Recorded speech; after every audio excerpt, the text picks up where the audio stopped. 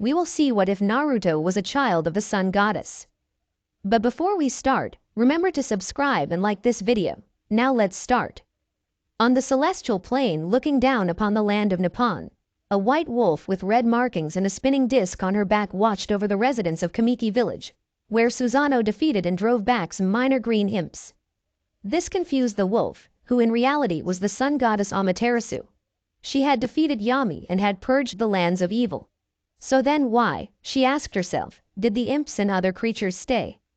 Shaking her head, the wolf goddess let her mind wander over the events of her adventure, of how she regained all of the brush powers, of defeated the likes of the Spider Queen, Crimson Helm, and Orchi. When she remembered her battle against Ninetales, she also remembered some events that happened long before her great quest. What many assumed was that she was the reincarnation of Shiranui, but this was false. Shiranui was actually her father. She remembered how when she was young she watched her dad leave their home. She found out he'd died saving a human's life a few days later from her caretaker. It was for that reason that she was both shocked and happy when she fought alongside him, and became heartbroken when he willingly returned to the past despite his wounds, saying that he was proud of her. Imagine her surprised when while she and Waka were clearing the demons on the celestial plane that she found her father resting in a cave. Sure, he had lost much of his power after reforming, but he was alive and that is what was important. After the two wolves were reunited, Amaterasu often visited her father. As happy as she was, her memories were focused on what happened in her life in the time between her father's death and when she was summoned by Sakuya.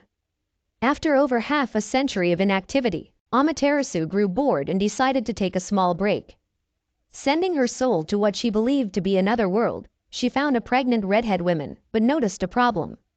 As one of the kami of life, Amaterasu could sense that the child the woman carried was soon to pass. The wolf goddess knew that the woman would be extremely saddened by this and made a snap decision. Acting quickly, the goddess saw to it that the child's soul would go to the afterlife, while she rushed in to take its place. Sometime later she was born in this new body and given a name, Kushina. For 24 years she had lived in that world. In that time she had enjoyed her childhood, then entrusted to protect the world by acting as a jailer for an ancient evil nine-tailed fox. She rose to the challenge, joining the world's ninja system to help others, advancing to the Anbu division. She even fell in love with a boy who she first thought to be rather girly, Minato Namikaze. She was even going to have a kid with this man. This all changed in the space of one night. Right after she had given birth to her son, a masked man had abducted her and released the Kyuubi. Shortly afterwards Minato had battled and defeated this villain and returned her to her son's side. She didn't know how long she stayed there, just thankful to have some peace in her final moments.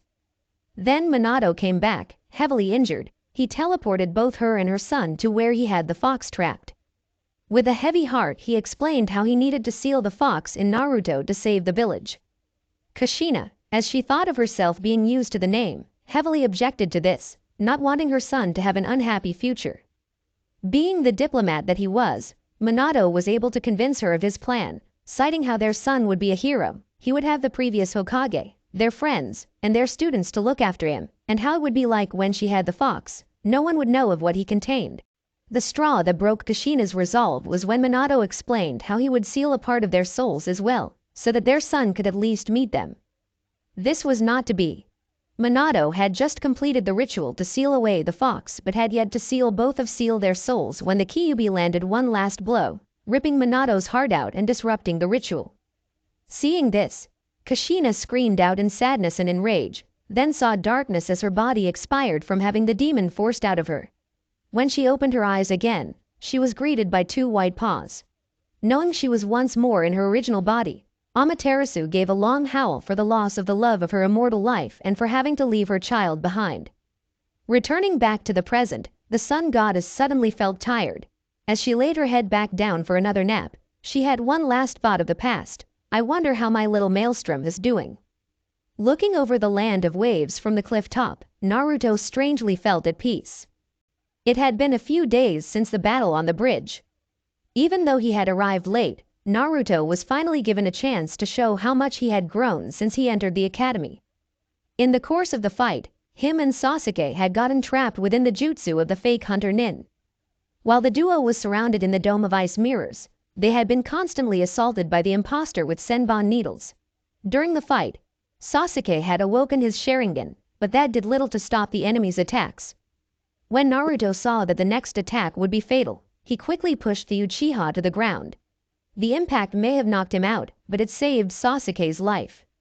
Seeing how the life of the person he believed to be his friend was almost cut short, Naruto became enraged and tapped into a power he had felt once before. With strength that even surprised him, he punched straight through one of the ice mirrors, ejecting the false hunter Nin as well. It was then that Naruto discovered a horrible truth. His opponent was the boy from yesterday that he had befriended, Haku. After a brief talk and explanation as to why he served Zabuza, Naruto moved to knock the ice user out, only for the boy to stop the attack and summon another ice mirror. When the mist cleared, Naruto saw why, as his friend had intercepted an attack to save the life of his master. Once Gato had come and showed his true colors, Naruto was able to tell, well more like yell, how much the Zabuza had meant to Haku, convincing the man to leave life having done one good deed. Using a borrowed kunai, the man charged Gato's private army, taking an uncountable number of strikes but giving as good as he got. In the end, the man finished his massacre with the corrupt businessman, his body giving out soon after he made his last request to be buried next to the boy who had so faithfully served him in life. And so here Naruto stood, in front of the graves he, his sensei, and the townsfolk had dug last week. Reflecting over what Haku said, Naruto decided that he would also do his best to protect those precious to him so that he would not have to lose another friend.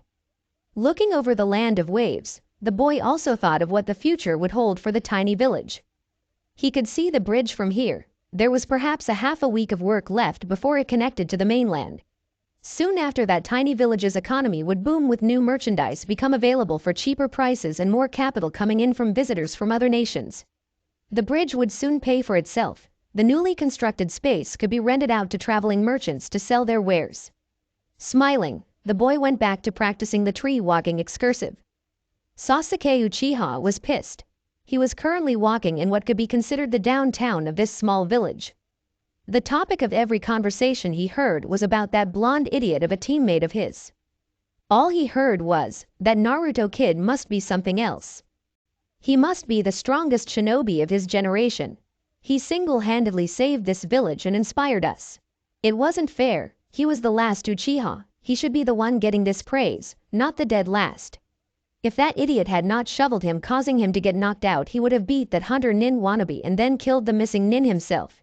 It wasn't just the praise that should be his. The dead last also occupied his sensei's time that could be spent making sure he, the last loyal Uchiha, got stronger than everyone else.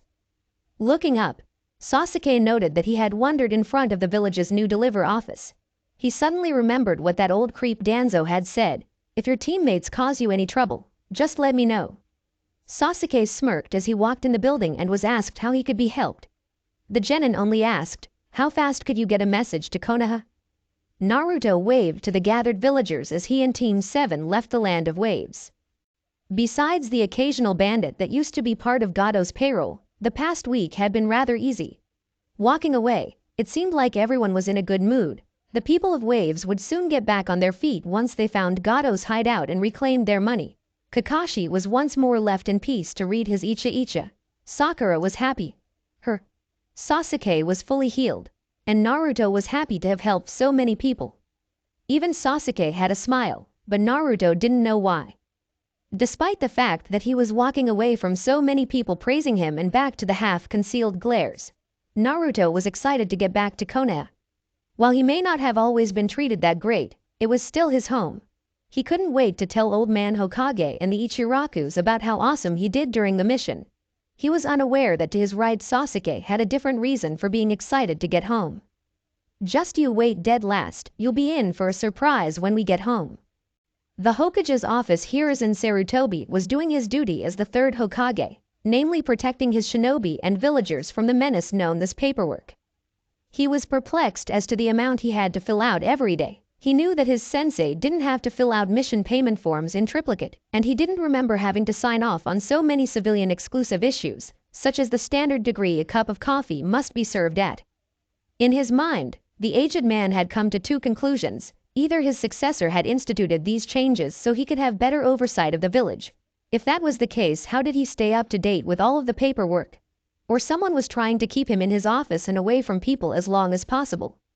These thoughts were put to a stop when two of his old teammates and current advisors walked into his office. Homura Mitokado was a gray-haired beard man who wore green glasses, a dark blue robe, a yellow jacket and a white scarf. Kaharu Utatane was a woman whose hair had also turned gray with time, although she preferred to keep it pinned up. The woman also had some colored pearl earrings and wore a gray kimono and a green jacket. Both took a seat in front of the desk with Kaharu saying, "We have a problem. If it is the amount of daily paperwork I must do, I am already aware of it.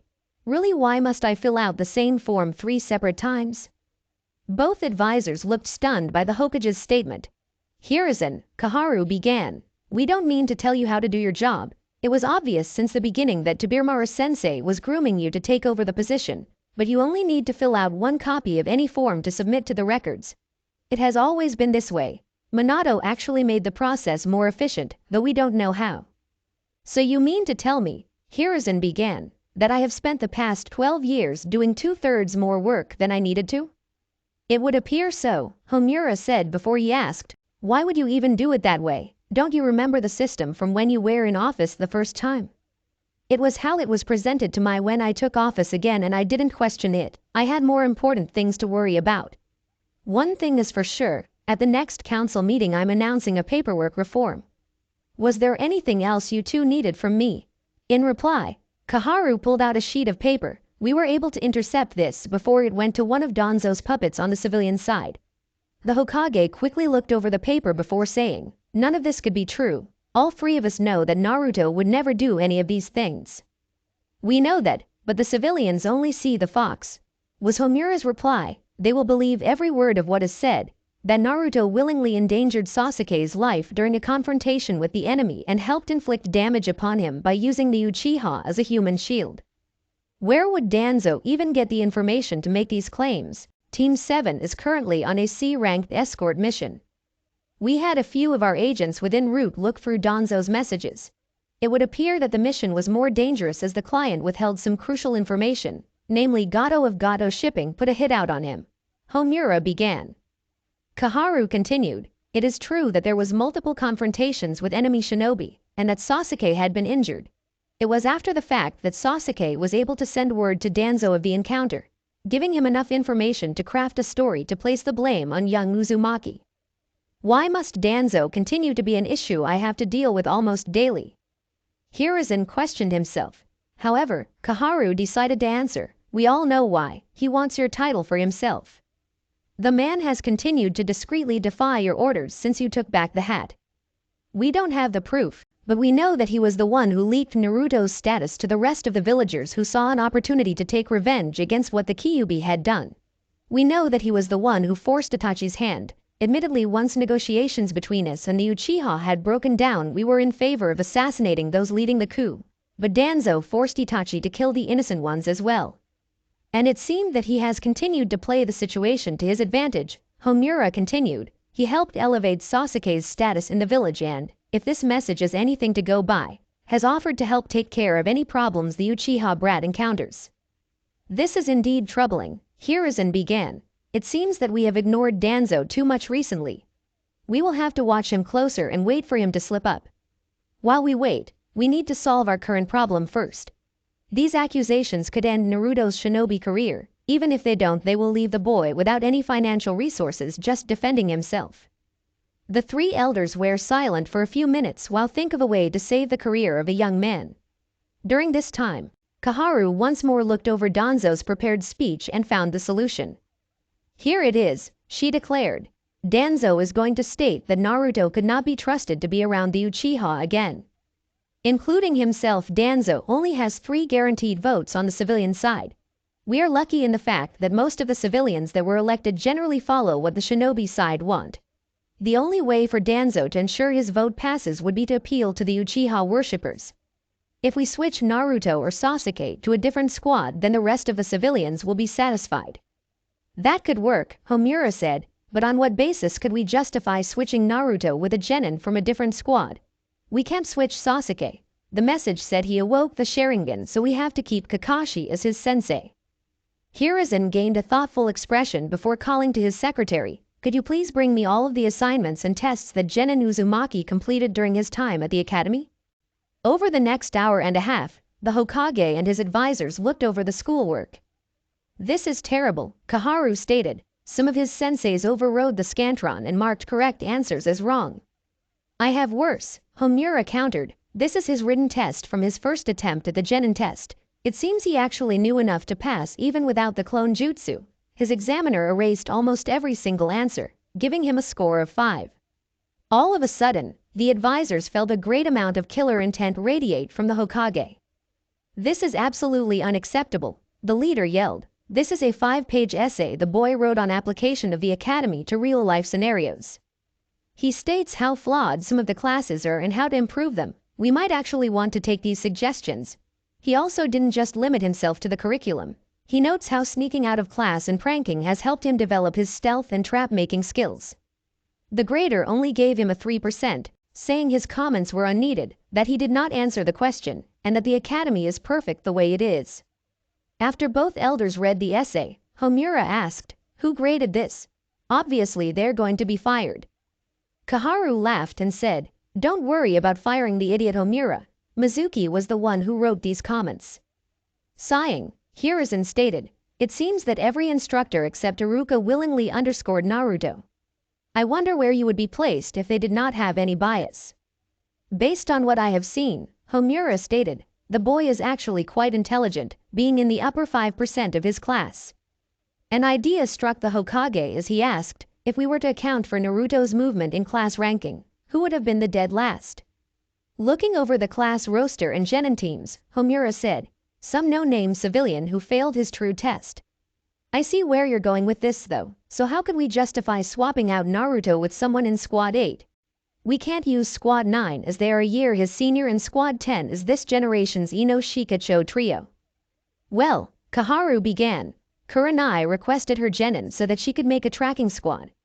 While an intriguing idea, this overspecialization leads the team vulnerable to frontline units. Giving the team a heavy hitter like Naruto would remedy this problem. He could also create a trap for a target the team had identified." "This is all true, but we still have one problem," Hiruzen said. "It has been over a month since the Genin graduation. Kurenai will not like the fact that we are messing with her team and may accuse us of showing favoritism to Naruto." "Except," Kaharu countered, "Naruto was supposed to be on Kurenai's squad since the beginning. After the Jonin left, you realized the problem and quickly corrected the teams with Kakashi, the only Jonin sensei who knew since he arrived late.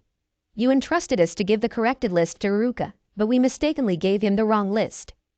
Smiling, Hiruzen said, "This plan just might work." Team 7 had made it back to the village faster than they had when they left it, as they didn't have to travel at civilian speed. Each member was glad to be back for a different reason. Kakashi wanted to buy the new Icha that came out while he was on the mission. Sakura wanted to see her parents again. Naruto wanted to enjoy Ichiraku ramen, and Sasuke wanted to learn more jutsus. The squad quickly made it the Hokage Tower, where Kakashi gave the mission report, including how the mission rank should be upgraded to A. Genin, Sakura, Naruto, and Sasuke, is this report accurate?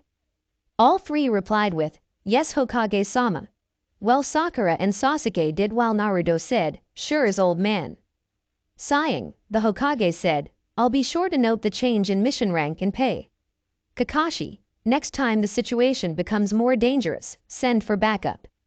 "I will, Hokage-sama. It was a stupid mistake on my part, one that won't happen again." "All right. Sasuke and Sakura, you two are dismissed. Kakashi and Naruto, please stay here for a moment." After his teammates had left, Naruto asked, "So what do you want with this old man?" Naruto, show some respect to the Hokage. Kakashi lazily chastised. Laughing slightly, Hiruzen said, No, it's quite all right. But I'm afraid I have a serious matter to discuss with you too." When he was done speaking, Hiruzen showed the pair a copy of Danzo's planned speech. Naruto went deathly white as he said, "Old man, you know I would never do that. Why would anyone say this?" Sighing, Hiruzen told the boy, "It would seem that Sasuke wrote to a member of the village council while your team was still in wave. giving them enough information to craft a story so you would be arrested and kicked out of the Shinobi forces. That bastard! Naruto yelled. After I save his life, this is how he thanks me, by accusing me of purposefully putting him in danger. If he thinks that I'm just going to take this, he has another things coming. Naruto, calm down and think rationally, the Hokage ordered. It is true, you can fight this accusation, but you would do more harm than good. You would have to appear before a court and plead your case, meaning you would need to hire a legal representative. There is also the fact that we do not know how long the case could go on for. It could end the week it starts or in 5 years. In that amount of time you would have to continue to pay your lawyer, draining you of financial resources. You do have some money to your name, but Sasuke inherited the fortune of an entire clan. He can afford to throw away some of his money, you cannot. The office was silent as Naruto digested what the Hokage had told him. The only witnesses to the fight against Haku was himself and Sasuke. If Naruto took the case to court, even if it was a shinobi court, there was sure to be some people that would believe Sasuke no matter, in hopes of gaining the Uchiha's favor. Seeing that there was no other choice, Naruto asked, "So how does just nodding my head make me able to keep my shinobi license?" Smiling slightly, Hiruzen said, "Well, Naruto, it appears you were not supposed to be assigned to Squad 7 in the first place. When I first had the meeting with the Jonin who were teaching this year, we came up with the squads that were used. Yet after the meeting ended I saw some errors and fixed them. By that time Kakashi finally showed up and approved his team. It seems there was a mistake somewhere and the first list was used instead of the final list." Seeing what the plan was, Kakashi quickly said, "Oh yeah, I remember that conversation. I figured you changed the teams back when Sasuke, Sakura, and Naruto were the only genin left in the classroom." Naruto gave the two adults a deadpan stare and said, "I'm not an idiot, you know." To which the Hokage countered, "Do you want to lose your license?" The boy quickly shook his head no before asking, "So who am I getting swapped out with?" "Right." Taking a brief look at the original squad listing, the Hokage said, "You will be replacing Shino Aburame from Team 8. When I talked with my advisors we felt you would excel on that team, and when we corrected your grades from the academy we found your intelligence level to be similar." Kakashi paled a little bit. Kurenai was a fresh jonin, but it was highly known she was very protective of her team. He did not want to be the one to tell her about the correction to her squad. "Is that all, old man?" Naruto asked. "Yes, that is it. Be here on Monday at 8 so that you can meet your new sensei." Nodding his head, Naruto left the office. When they were alone, Hiruzen asked, "Are you okay with this, Kakashi?" Truthfully, Kakashi began, "I'm not. My sensei's son should be treated as a hero for what he contains. Instead he is shunned and beaten. He had his academy teaching sabotage. And finally, when I have the chance to help him succeed, some whiny bitch who doesn't have it a fraction as bad as Naruto almost ruins his entire life.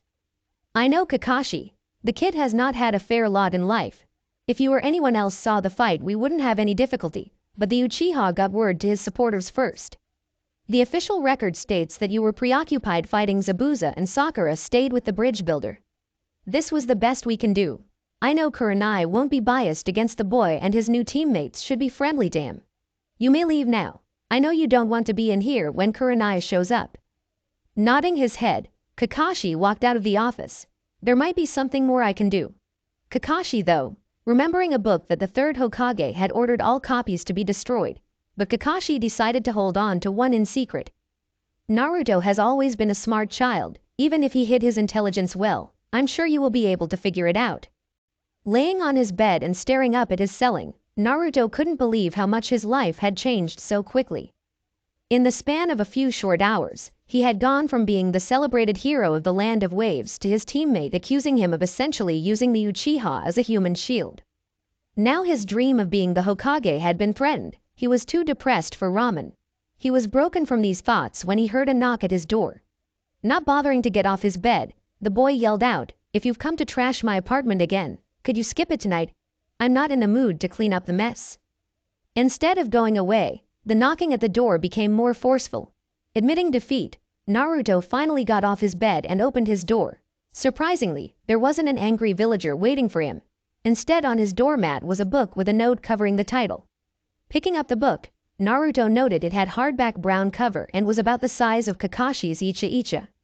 Picking up the note, he read, Let's see if you are smart enough to find out the entire truth. Voicing his thoughts, Naruto said, "The entire truth about what?" He then looked at the title of the book. Naruto actually found some measure of happiness as he read aloud, "A History of the Hokages." Hiruzen was finishing up the last of the paperwork for the day when his office door was thrown open. Despite his secretary yelling to the woman that she needed an appointment, Kurenai Yuhi marched into the office and stood impatiently in front of the Hokage. "Kurenai, to what do I owe your visit? Finally come to tell me you're dating my son." "Skip it, Hokage-sama," the Genjutsu mistress said, "and tell me why you were messing with my squad and showing extreme favoritism." "Let me remind you, Kurenai, I am the Hokage, meaning I am your boss. Be that as it may, I requested my team for the expressed purpose of forming a tracking squad, something that will not be possible with Uzumaki. I also remember you approved my request in front of all the assembled Jonin. You do have a point there. Before we continue this conversation, could you look at the proposed change in academy curriculum? I would like to get a second opinion before I present it to the council." As she quickly looked over the changes, Kurenai was struck by the simple genius of the changes. "I'd say the teacher who came to you with these ideas should be given a pay raise. They brought up good points. Why was it we only practiced on static targets when we would most likely meet moving opponents? I also think they were right to implement the trap making and stealth classes. Their idea of having academy students run low-risk D-rank missions would help to teach teamwork and leadership skills as well as allow you to issue more missions and bring in more money from said missions." Taking the paper back from the Jonin, Hiruzen smiled as he said, "Thank you for input, Kurenai. Now, as for why I have messed with your squad and, as you claim, shown favoritism to young Naruto is simple. I am saving the shinobi career of the promising genin who suggested these changes." Kurenai was stunned at that. "With all respect, Hokage-sama, I don't believe you." Hiruzen just smiled again as he pulled out an academy workbook and tossed it to Kurenai. This workbook contains an essay that Naruto wrote for one of his tests. The changes you read are taken directly from the boy's work, showing how he believed the academy system could be improved. You will also notice that the grader gave him a failing grade for this brilliant work. This team change will fix another problem me and the village elders recently encountered. Giving the workbook back, Kurenai asked, "And what problem would that be?" Sighing, the aged leader stated, "During his time at the academy, Naruto's education was sabotaged. Every instructor, save for Ruka, either erased his answers or marked his correct answers as wrong. If it were not for this bias, the boy would have passed his first genin test.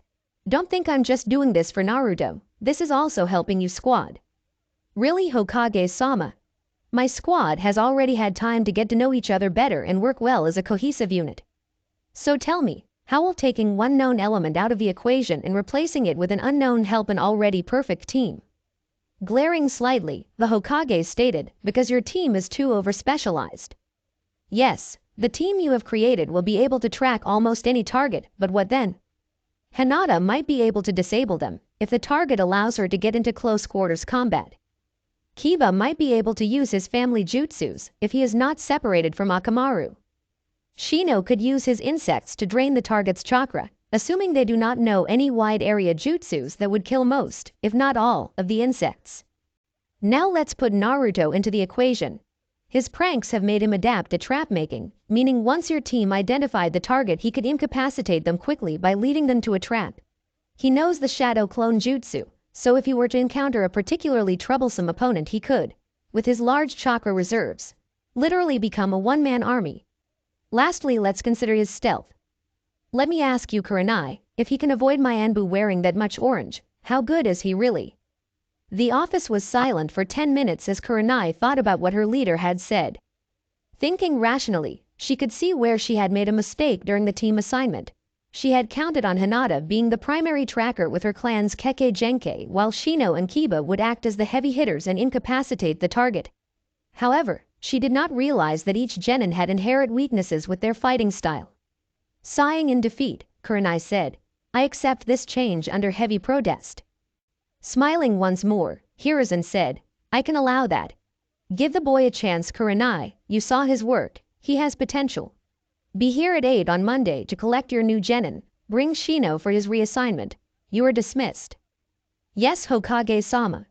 As Kurenai was walking out of the office, the only though in her head was, "If I have to deal with this on Monday, I need a drink now. A joy Naruto found at an early age was reading. When he was chased by a mob on his 4th birthday, he somehow ended up in one of the village's libraries. Luckily for the boy, the librarian was a retired kunoichi and allowed the boy to stay in the building. Once business had slowed down, the librarian noticed the boy struggling with a book of simple fairy tales and took it upon herself to teach the boy to read. Since then, Naruto had been an avid reader when presented with the chance. The books provided a temporary escape from the hate-filled glares. The one subject that would never fail to capture the boy's attention was that of the Hokages. Naruto had always been adamant that he would be the next leader, so he believed he would need to know as much as he could about his predecessors. During his time in the academy, Naruto had grabbed every book that he could find about his heroes, but this book provided more information than he could hope. The book had the standard information he had learned in the academy. The first and second Hokages were brothers. Old Man Third was the second student, with the first providing some tutoring, and the fourth was the student of one of the third's students. But this book also had a mountain of new information for the blonde. He never knew that the first Hokage, Hashirama Senju, had almost been assassinated by a ninja from the village hidden by a waterfall, but gave them the 7-tailed beetle as a sign of goodwill. He found it ironic that the second Hokage, Tobirama Senju, had the second shortest reign, but sacrificing himself to allow his students to live seemed like a good way to go. When he got to the old man, Naruto was sad to learn that his wife was killed during the Kyuubi attack. He stopped reading the book, wondering if when Hiruzen saw him if it was a reminder of his wife's death. Deciding to talk to the old man about it later, Naruto moved on to the 4th Hokage. Naruto read the first 2 pages of the chapter, which were just a short introduction about the amazing feats that the man did. He was reading the last paragraph aloud, while the man has been credited with the first, and possible only, flee on sight order in the bingo books. Perhaps the greatest feat of Minato Namikaze is how a humble orphan rose to become the village's leader. The parentage of Namikaze-sama has long been a matter of debate. The most prominent theory is that the boy then turned the page.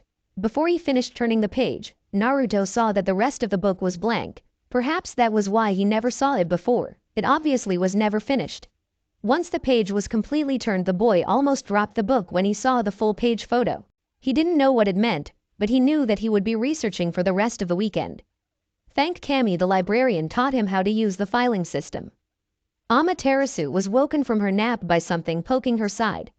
Lazily lifting her head, the sun goddess saw a man with long flowing blonde hair wearing a pink kimono, purple pants, and large Geta sandals.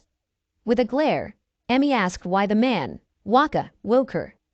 "Sure to bother you, Mon Ami," Waka began, "but I figured you would like to be informed about important events of the friends you made while in Nippon." The member of the Moon Tribe then motioned to the viewing portal to his side. The wolf goddess saw 2 girls. The older of the 2 was around 16 and had long black hair in twin ponytails and wore a pink haomangi with a green sash along with a large straw sun hat and veil. The younger of the 2 was perhaps 10 years old and also had black hair, only hers was shoulder length. Her haomangi was orange with green trim and lacked a sash, and she kept her hat on her back. Ami immediately recognized the 2 as the sisters Camille and Camellia. Ami knew the pair were not native to the land of Nippon. The sisters' ancestors, who Ami met during her time traveling, and come from a distant land and were planting sakura trees. Camille and Camellia were on a quest to trace the trees back to their ancestors' homeland. What shocked the sun goddess was that the pair were currently being chased by a man wielding a chipped katana.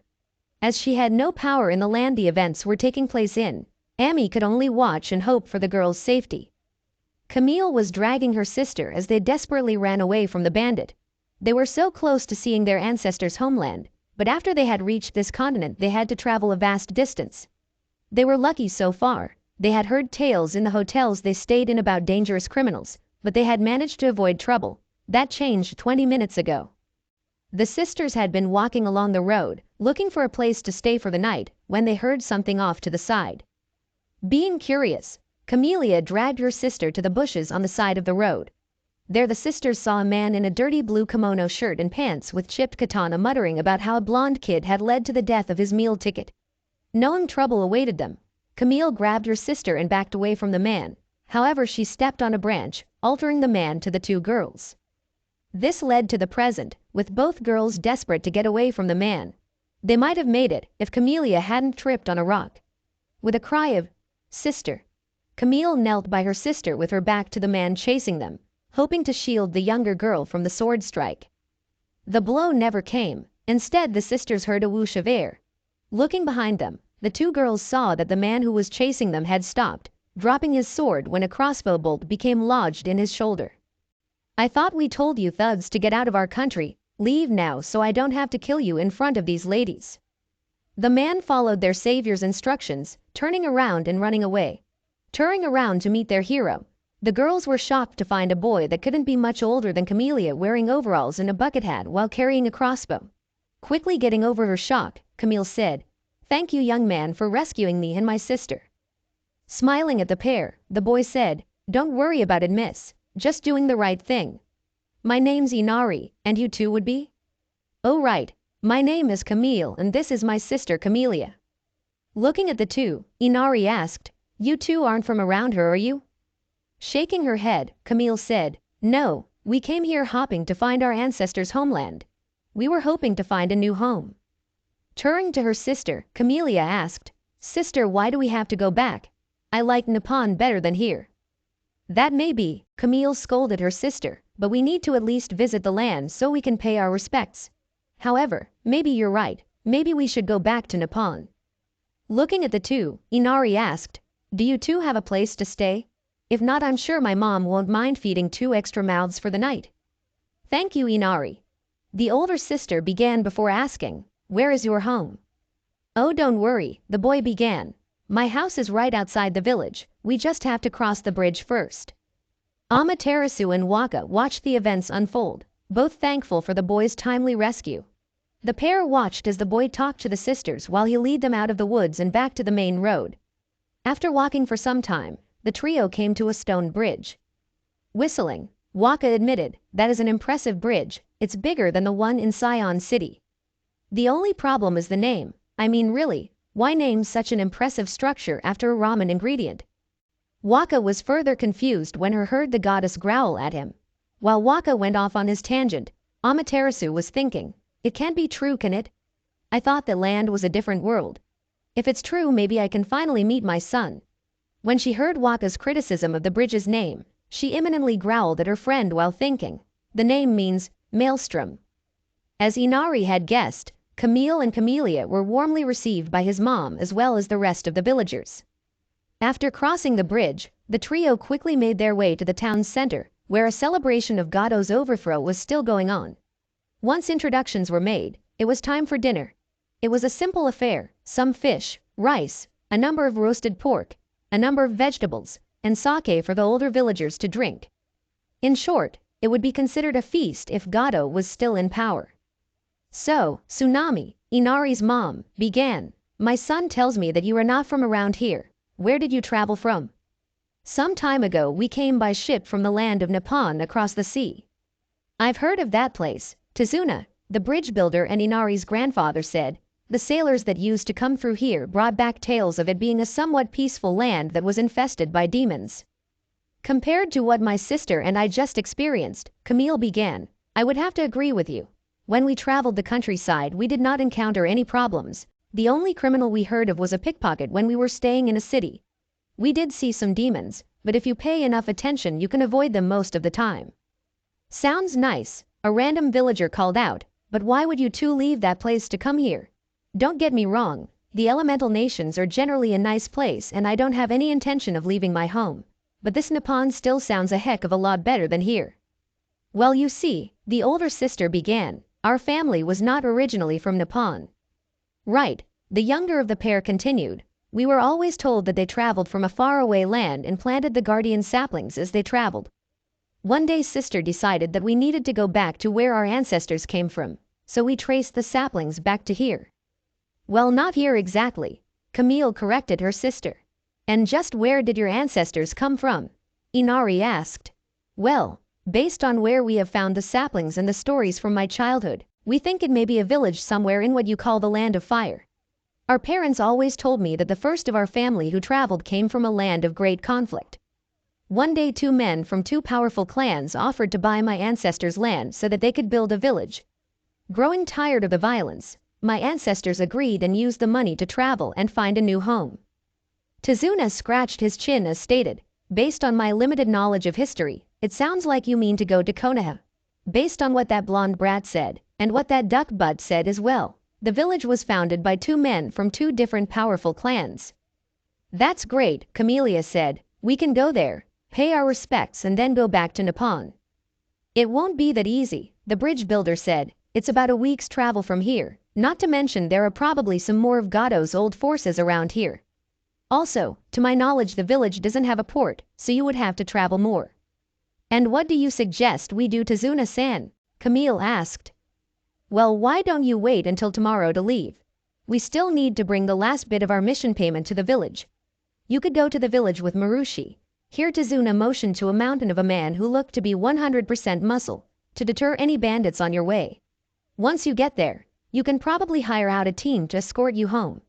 The village's leader is fairly nice and I'm sure you can set up a payment plan with him. Thank you, Tazuna-san, that is a wonderful idea. Just make sure you get Team 7, Tsunami interjected.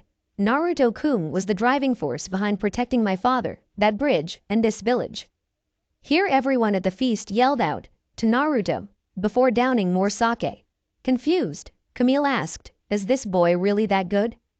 Of course he is, Inari answered. Why do you think we named the bridge after him? After leaving the Hokage's office, Kurenai walked to a nearby shinobi-only bar. She had a lot on her mind. Even if she had accepted the change to the squad roster, she still hated the fact that her team was being split up. She was a newly appointed Jonin. This was her chance to prove herself. To make sure she made a good impression, she decided to teach a squad that the village desperately needed, one that focused on tracking. To ensure their success, she had spent months researching in the Shinobi archives to see what team combinations had worked best. She believed she came to the perfect unit when she asked for the heirs of the Inuzuka, Aburame, and Hyuga clans. Drinking another saucer of sake, Kurenai heard. Going at it a little hard tonight, aren't you, Kurenai? What happened? You get demoted.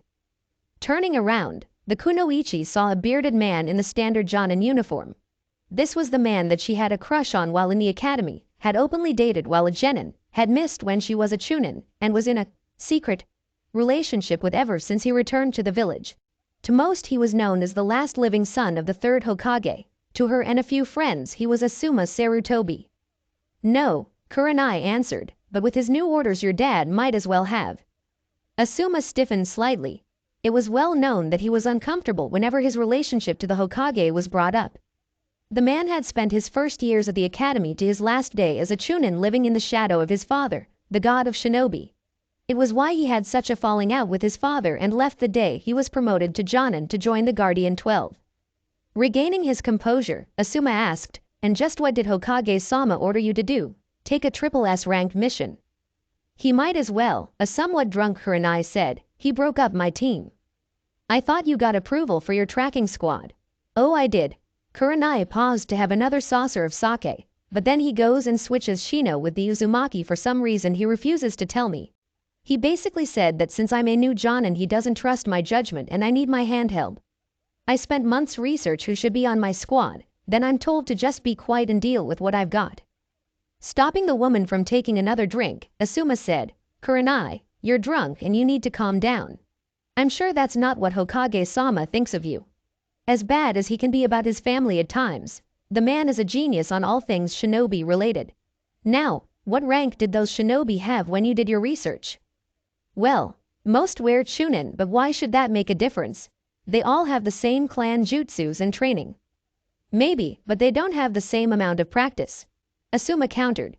See, maybe you did make a mistake when you selected your team. Hokage-sama is not trying to punish you for it. Instead he is trying to make you recognize the mistake and learn from it so you won't repeat it.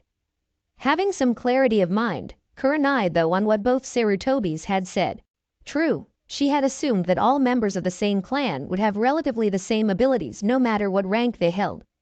The Hokage did say that the change was to benefit her squad as much as the Uzumaki. Sighing, Kurenai mumbled, maybe two were right. Maybe I was too quick in selecting my team. That still doesn't solve my problem with what to do with Uzumaki. Oh, you don't have to worry about Naruto that much, Asuma stated. Give the kid a chance and he could get along with just about anyone. I may have been away from the village, but based on what I've heard, he had somewhat of a friendship with Kiba when they were in the academy. I don't think I need to say anything on how this change will affect Hinata. If she hadn't had so much sake, Kurenai would already know what her secret lover meant, but at the moment she wasn't thinking clearly. What do you mean, will affect Hinata? That punk better not try anything with that girl. If you so much as touches her, I'll show that kid how good I am with a kunai.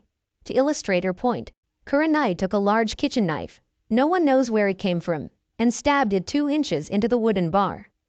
Asuma felt 3 sweet drops on the back of his head. Yeah, he thought, she's been hanging out with Enko too much recently, before saying, okay. Almost the entire village knows that the girl has a massive crush on the brat. If he's on your team, that might help her build some self-confidence. Maybe the boy will also learn a bit more about human emotions. Also, Kurenai, I know this kid, I had to watch him a lot when I was a chunin. I talked to a couple people who actually see him as human. Sure, they admitted he could be a little energetic and likes to prank people every now and then, but he is always kind and respectful to people who treat him right. Maybe you're right, Asuma. Guess I jumped the kunai a bit with what Hokage-sama wanted me to do. Hey, since we're both here, why don't we finish eating, then head back to. As she was finishing her thought, Kurenai suddenly passed out, her head falling on the counter of the bar with some light snoring heard. Sighing, Asuma paid off his secret lover's tab before grabbing her and started carrying her back to her apartment. He probably would have enjoyed some alone time, but he would have had to decline anyway. He had to watch Konohamaru tomorrow. He needed all his energy and wits with him. His nephew always had a new prank planned. Hiruzen never had as much fun in the weekly council meetings as he did right now. Usually the meetings were a snore feast for anyone with shinobi experience. The meetings usually followed a certain pattern. The civilian side would have a civilian issue, then would try to take some shinobi resources, such as building new homes in one of the less used training grounds. The shinobi side would have an issue with the suggestion, as they stated, while a training field might not be in immediate use, the shinobi might need to train in the terrain shortly. When both sides agreed not to change anything, the civilians would try something to elevate Sasuke's status. Last time they tried to force the Hokage to allow the Uchiha to have the old Namikaze estate. However, this meeting took a drastically different course.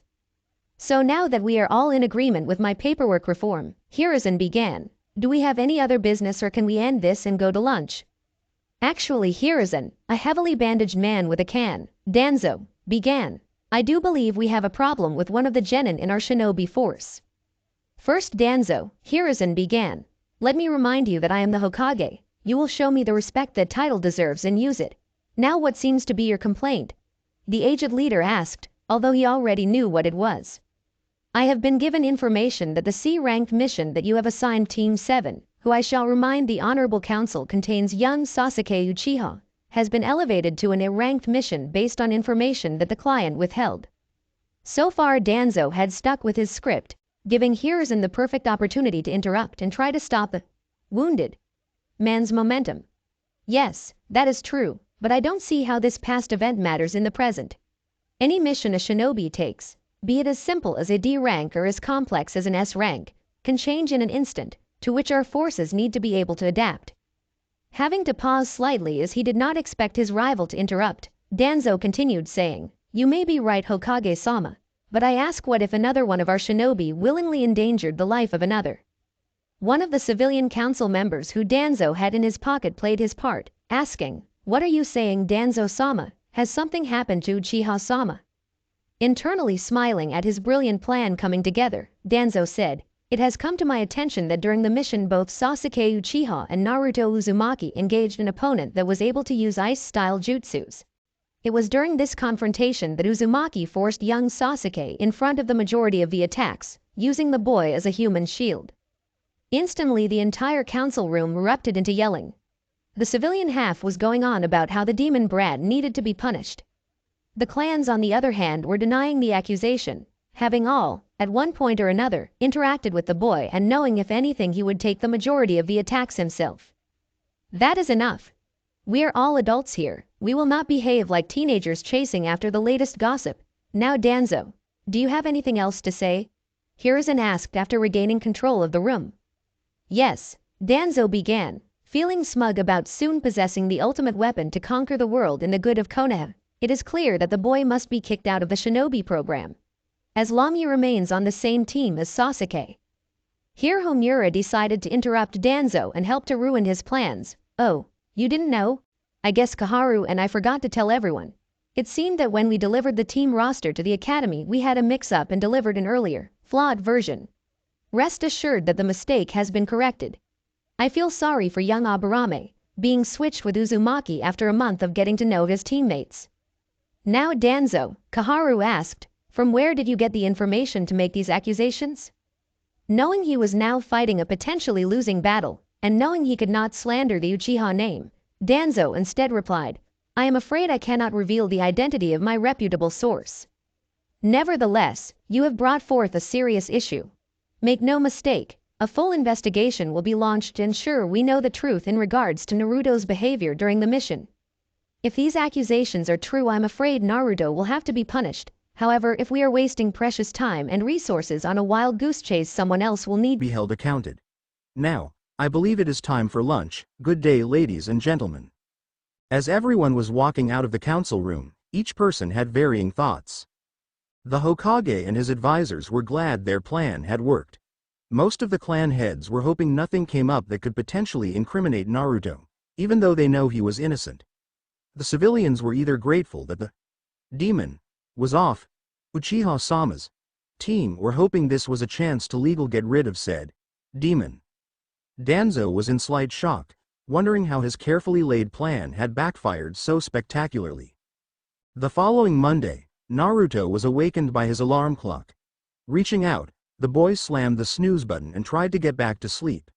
Normally he was not this tired in the mornings. He often beat his alarm after running 5 laps around the district he lived in. The one detail that many didn't realize was that the blonde had spent his weekend at the library and village archives researching. To anyone not familiar with the village's system, it would have taken them over half a year to gather the information he had learned in 2 days. Starting with the declassified Anbu files, he searched by mask until he found who he was looking for. After that, it was a matter of finding mission reports of the 2 individuals and cross-referencing the available dates. While he couldn't sort through all of the information in 2 days, he was able to make copies to study later. When the alarm went off again, Naruto was about to chuck a kunai at it until he heard a voice say, "You know, ninjas should be able to get up in the morning." Finally sitting up in his bed, Naruto answered by saying, "Only when they are on combat duty. Besides Kakashi-sensei, I was doing research late into the night yesterday."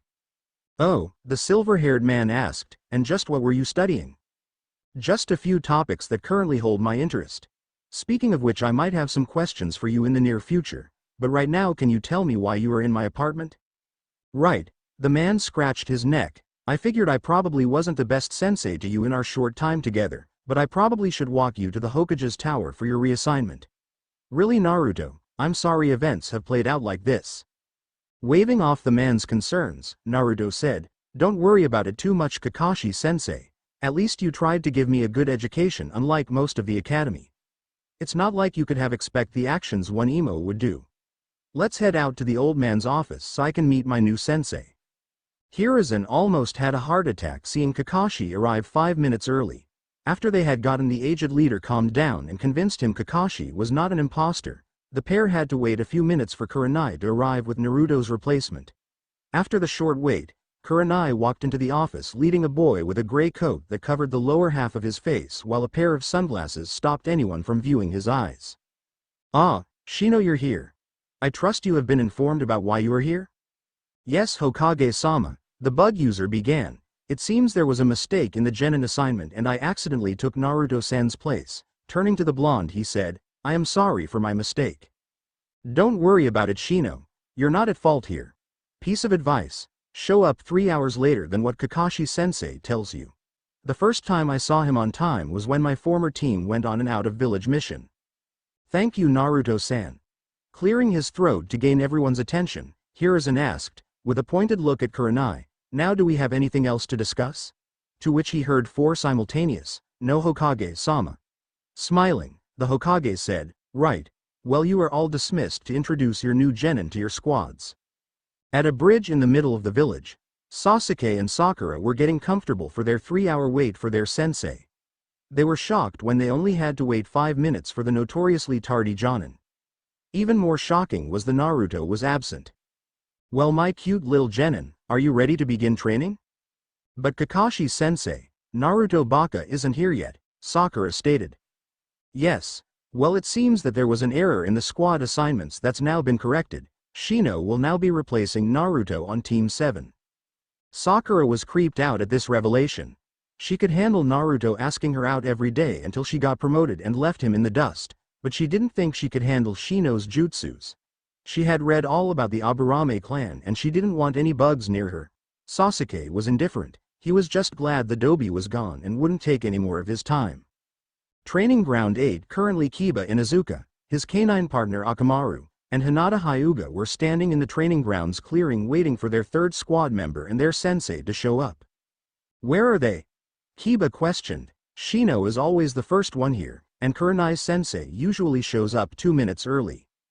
"Calm down, Kiba," Hinata lightly scolded her friend. "I'm sure they both have a reason to keep us waiting for 10 minutes. Kiba was about to respond when he caught the familiar scent of his sensei, along with someone who smelled like ramen and foxes. Turning around, Kiba called out to the two people entering the clearing, "Good morning, sensei." "Naruto, what are you doing here?" Answering her student, Kurenai said, "It seemed like the elders made a mistake in delivering the squad list. Naruto was supposed to be on our team instead of Shino." This produced two different reactions from the two clan heirs. Kiba walked up to his academy friend, offering a fist bump as he said, "All right, the pranking duo has been reunited. Try to keep up with me this time." While he and Naruto got into a friendly argument about how much they had improved, Hinata was slowly absorbing the information. "I'm on the same team as Naruto-kun," kept repeating in her head, causing Hinata to have a light blush. Seeing this, Naruto called out in concern for his new teammate, "Hinata, are you feeling okay? You look like you might be coming down with something." When he didn't receive a response, Naruto put his hand on Hinata's forehead to see if she had a fever. "Well, you don't have a fever, maybe allergies are affecting you." Hinata didn't even hear Naruto, instead she kept thinking, "Naruto put his hand on me." This thought became too much for her, resulting in the Hyuga heiress to faint. "Ah, Hinata, Kurenai-sensei, I think something's wrong with Hinata." Kurenai only sighed, thinking how much more work it would be to get the young girl's confidence up enough to train normally. Kiba just laughed at his teammates' situations while Akamaru happily barked along. 20 minutes later, after Hinata had regained consciousness, Kurenai decided to have a team free-for-all sparring match to see where Naruto's skill level was at. The match itself was a surprise, with Kurenai only stipulation being to avoid lethal and maiming blows. Kiba was knocked out first. He had attempted to use his family's beast-human clone technique with Akamaru. However, both were still relatively inexperienced when using the move in actual combat, resulting in the two being separated by the other genin. Naruto had then swarmed Kiba with 5 shadow clones while Hinata had knocked Akamaru out while the pup was still getting used to walking on 2 legs. After they had taken care of their respective opponents, Naruto and Hinata charged at each other. Naruto tried to use the same clone strategy against Hinata, but she quickly dispelled the leftovers from the attack on Kiba and never gave Naruto the chance to summon more. The next 5 minutes was a blur of punches, kicks, and parries between the two. Kurenai was about to call the spar a tie when Hinata saw an opening. When Naruto overextended his leg for another kick, she quickly swept the boy's other leg out from under him. While he was falling forward, Hinata quickly moved behind Naruto and, with a series of lightning-fast gentle fist strikes, temporarily paralyzed her new teammate. "Well, it looks like we have a winner," Kurenai announced. "Congratulations, Hinata." "Wow, Hinata, that was some move, you're really strong." "The girls' secret crush exclaimed. "Naruto thinks I'm strong. Naruto likes strong girls. Does Naruto like me?" The implications of her train of thought caused Hinata to faint and fall forward, right on top of Naruto. "Sensei," the blonde called out. Hinata fainted again, "and I can't get up." Sighing, but smiling softly, Kurenai told her new student, "Just wait for her to wake up, then we'll have her fix your back." Once done thinking, the Jonin thought, "It's probably not going to be easy teaching these kids." Seeing Naruto struggle to get out from underneath Hinata as the girl's arms encircled the boy, Kurenai continued her thought, but it sure is going to be fun. Once Hinata had awoken once more, and nearly fainting again when she realized she had unconsciously cuddled with her crush, and had unsealed Naruto's chakra, Kurenai decided to begin the day's training and get a mission after lunch. Okay you three, the Jonin-sensei announced, today we are going to be practicing your chakra control. To do that we are going to be doing a training technique known as tree climbing. Kurenai-sensei, Naruto interrupted, I already learned this during my mission to Wave Country while I was on Team 7. Anyo, Hinata also interjected, I Lee, AR. RN, Ned TH. His as we. L Kurenai say. Ends, sigh. Mentally face palming at her student's returning stutter, Kurenai turned to Kiba and asked, do you know how to do this as well? Well, I've seen Hana-Nisan do it when I was younger, but I've never done it myself. Okay then, Kurenai said, formulating a change of plans. Kiba will stay here and work with me on tree climbing while Naruto and Hinata go and grab us some lunch. After we're done eating we'll go to Hokage Tower and get the day's mission. In the middle of the village, Naruto and Hinata were walking to the restaurant Kurenai had told the pair to go to. While walking down Main Street, Hinata noticed the glares the majority of the civilian population was giving Naruto. While having a bit more confidence than she once did after beating Naruto during the spar, Hinata was still too shy to ask her crush why he received such looks. Instead she settled on asking herself, why do they look at you like that Naruto-kun? Naruto was also concerned.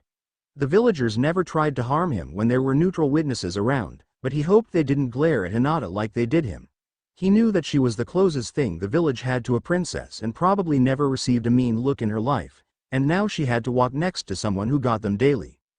They had arrived at the restaurant when a voice called out, you there, what are you doing with Hinata-sama? Turning around, the pair saw a man with lightly tanned skin, long brown hair, and medical wrapping around his forehead. What worried Naruto was that the man was settling into a basic gentle fist stance. Luckily Hinata intervened before things turned violent. Ko-san, the heiress began, this is AR, Naruto, he is my teammate. Everyone around was surprised that Hinata had been able to complete her sentence with little stuttering. However, Ko was not satisfied with the answer and stated, I was told that your teammates were the heirs of the Inuzuka and Aburame clans. Here Naruto shrugged his shoulders and said, Old man Hokage made a mistake during the team assignments and just recently corrected it. The Hyuga stepped out of his stance when he heard this. He was not one to go against the Hokage's wishes. Very well, but just know Uzumaki-san, if you hurt Hinata-sama, me and the rest of the Hyuga clan will hunt you down. Naruto scratched his cheek as he said, don't worry about it Ko-san, I don't hurt my friends. Hinata smiled slightly at being acknowledged by her crush. Besides, the boy continued, Hinata is more than capable of kicking my ass herself. Instantly Ko's Byakugan blazed to life as he yelled, don't use such uncivilized language in front of Hinata-sama, and charged the boy.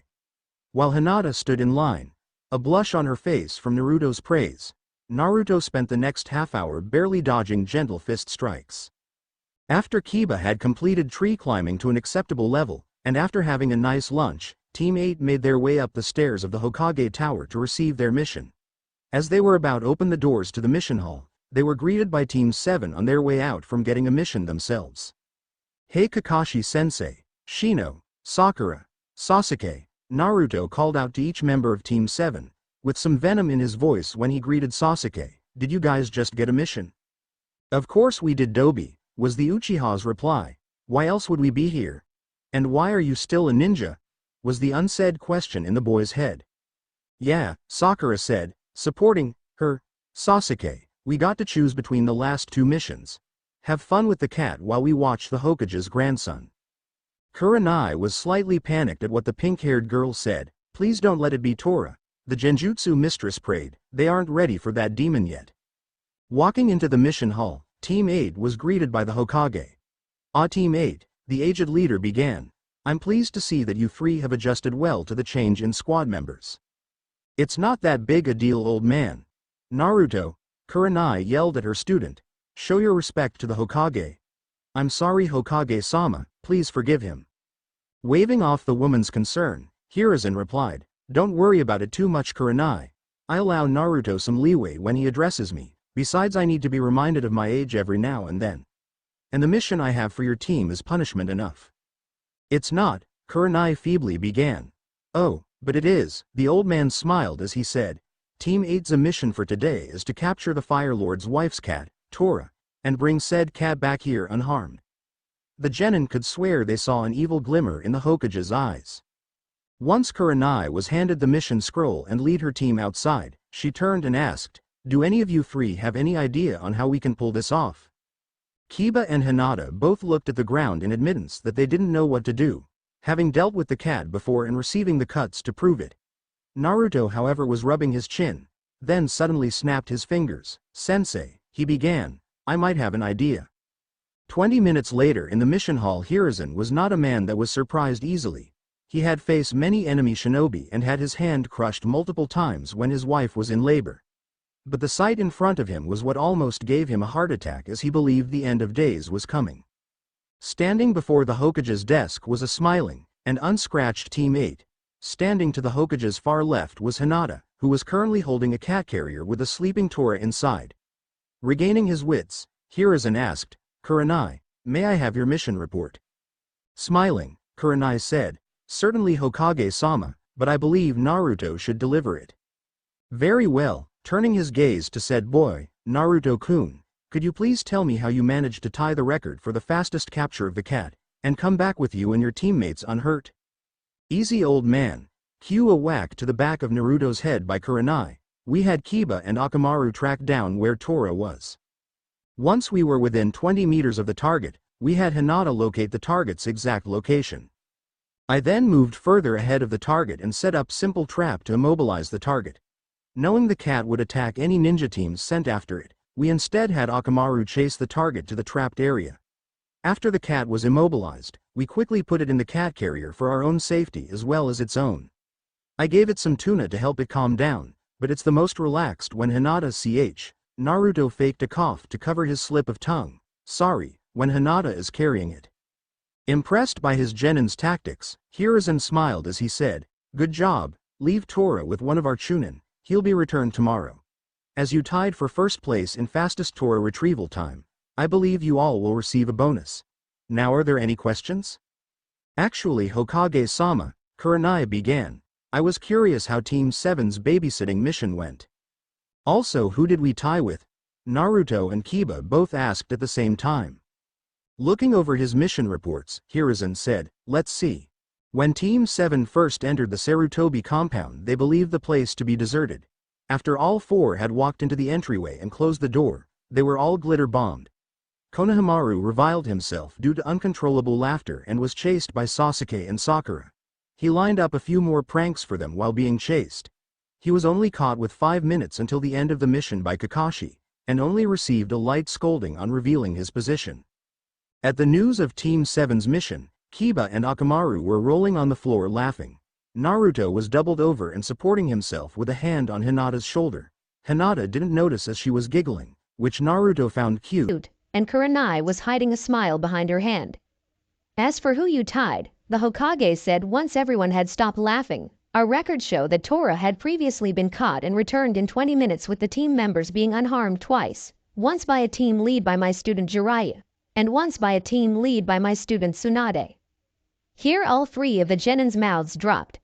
Naruto was the first to recover. Closing his mouth, he picked up Hinata and started spinning around, saying, "We tied the fourth Hokage. How awesome are we?" Kiba and Hinata soon regained their composure. Kiba laughed at seeing his friend's reaction while Hinata began to blush at being held by Naruto. "Naruto, could you please put me down?" By the time Naruto heard Hinata's request, it was too late, as she passed out with a smile on her face. "Oh," the boy cried out in alarm. "Kurenai-sensei, it happened again." Everyone in the room mentally laughed at how dense Naruto could be.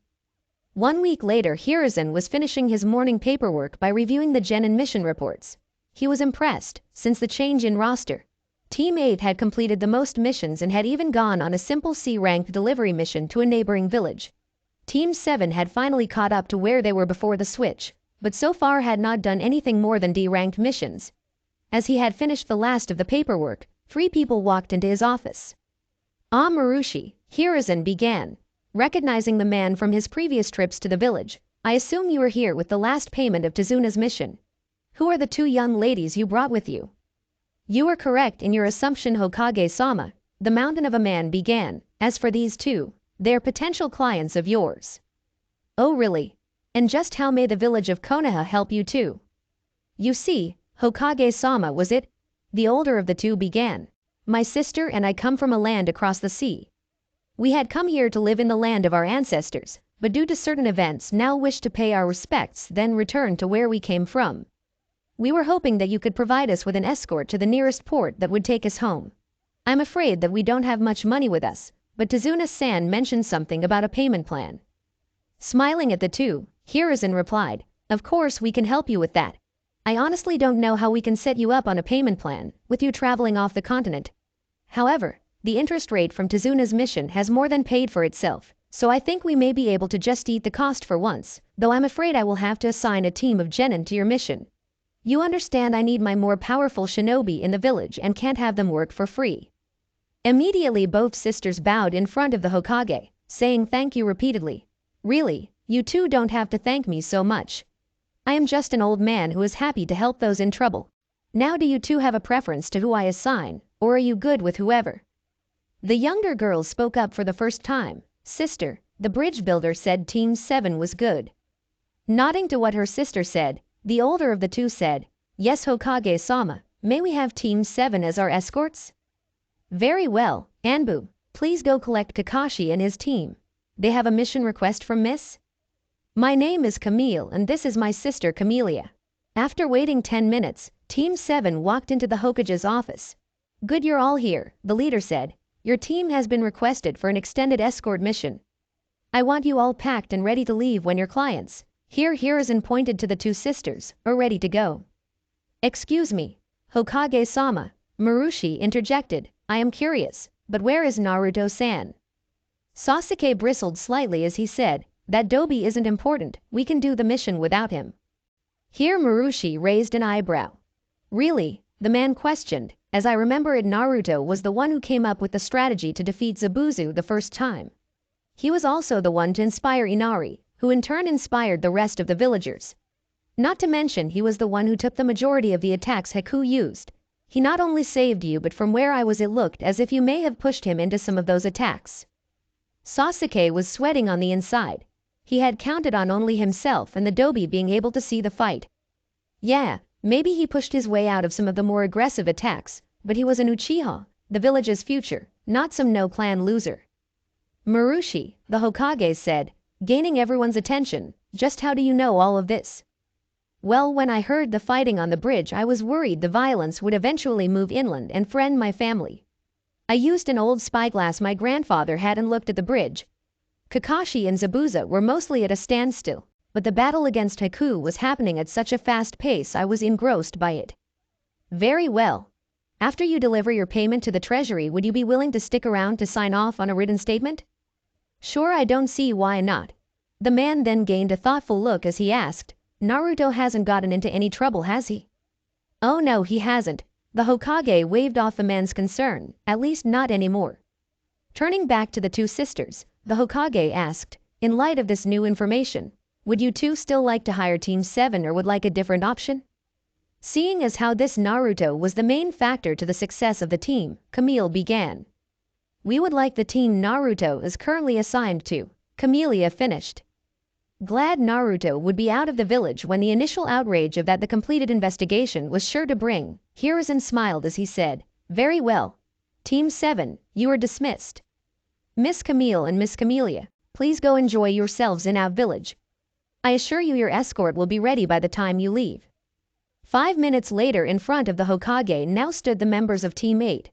Clearing his throat, Hiruzen said, it seems that your team is in a curious situation. How so, old man? After Naruto voiced his question, he felt Kurenai whack the back of his head. She had long since given up trying to make the boy address the Hokage properly, but she still felt he needed a reminder not everyone could be greeted so casually. This morning a client requested an escort mission for your team. In all respect, Hokage-sama, Kiba spoke up, the village gets escort missions all the time. We've already had one C-rank mission go well, I'm sure that we can handle another one. That may be true, Kiba. What is unique is that the client requested Naruto by name. Apparently he came highly recommended due to his actions in Wave Country. So I guess old man Tazuna and Inari remember me. Yes, as I understand they named the bridge after you. Here everyone assembled felt their mouths hit the floor and their eyes widen. Hinata was the first to recover, asking, Naruto-kun has a bridge named after him? Due to spending so much time around her crush, and being complimented numerous times about how strong she was, Hinata now rarely stuttered and only fainted in extreme circumstances. Shrugging his shoulder, Naruto said, what can I say, I'm just that awesome. Clearing his throat to regain the genin's attention, Hiruzen said, yes, apparently you are.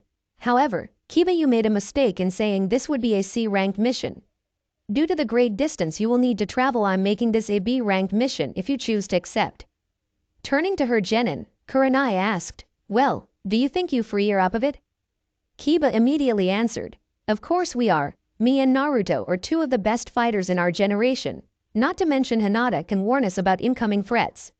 Akamaru barked his agreement. Naruto spoke up next, saying, I've already completed one A-ranked mission, a B rank shouldn't give me any trouble. Hinata was silent for a moment, before saying, if we can help someone, I would like to try. Smiling at her student's words, Kurenai turned to the Hokage and said, it appears that Team 8 accepts the mission. Good, Hiruzen said, looking up from the mission scroll, all of you should pack for an extended journey. I don't know how long the trip will take, but I hope it does not cause too much of an inconvenience to you four. Meet at the village's north gate in about an hour to begin your mission. Once the hour had passed, Team 8 was able to finally meet their clients, the two sisters Camille and Camellia.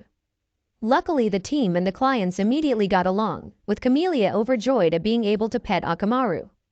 After the short introduction was made, Kurenai pulled out a map showing the location and names of various towns and villages within the Land of Fire.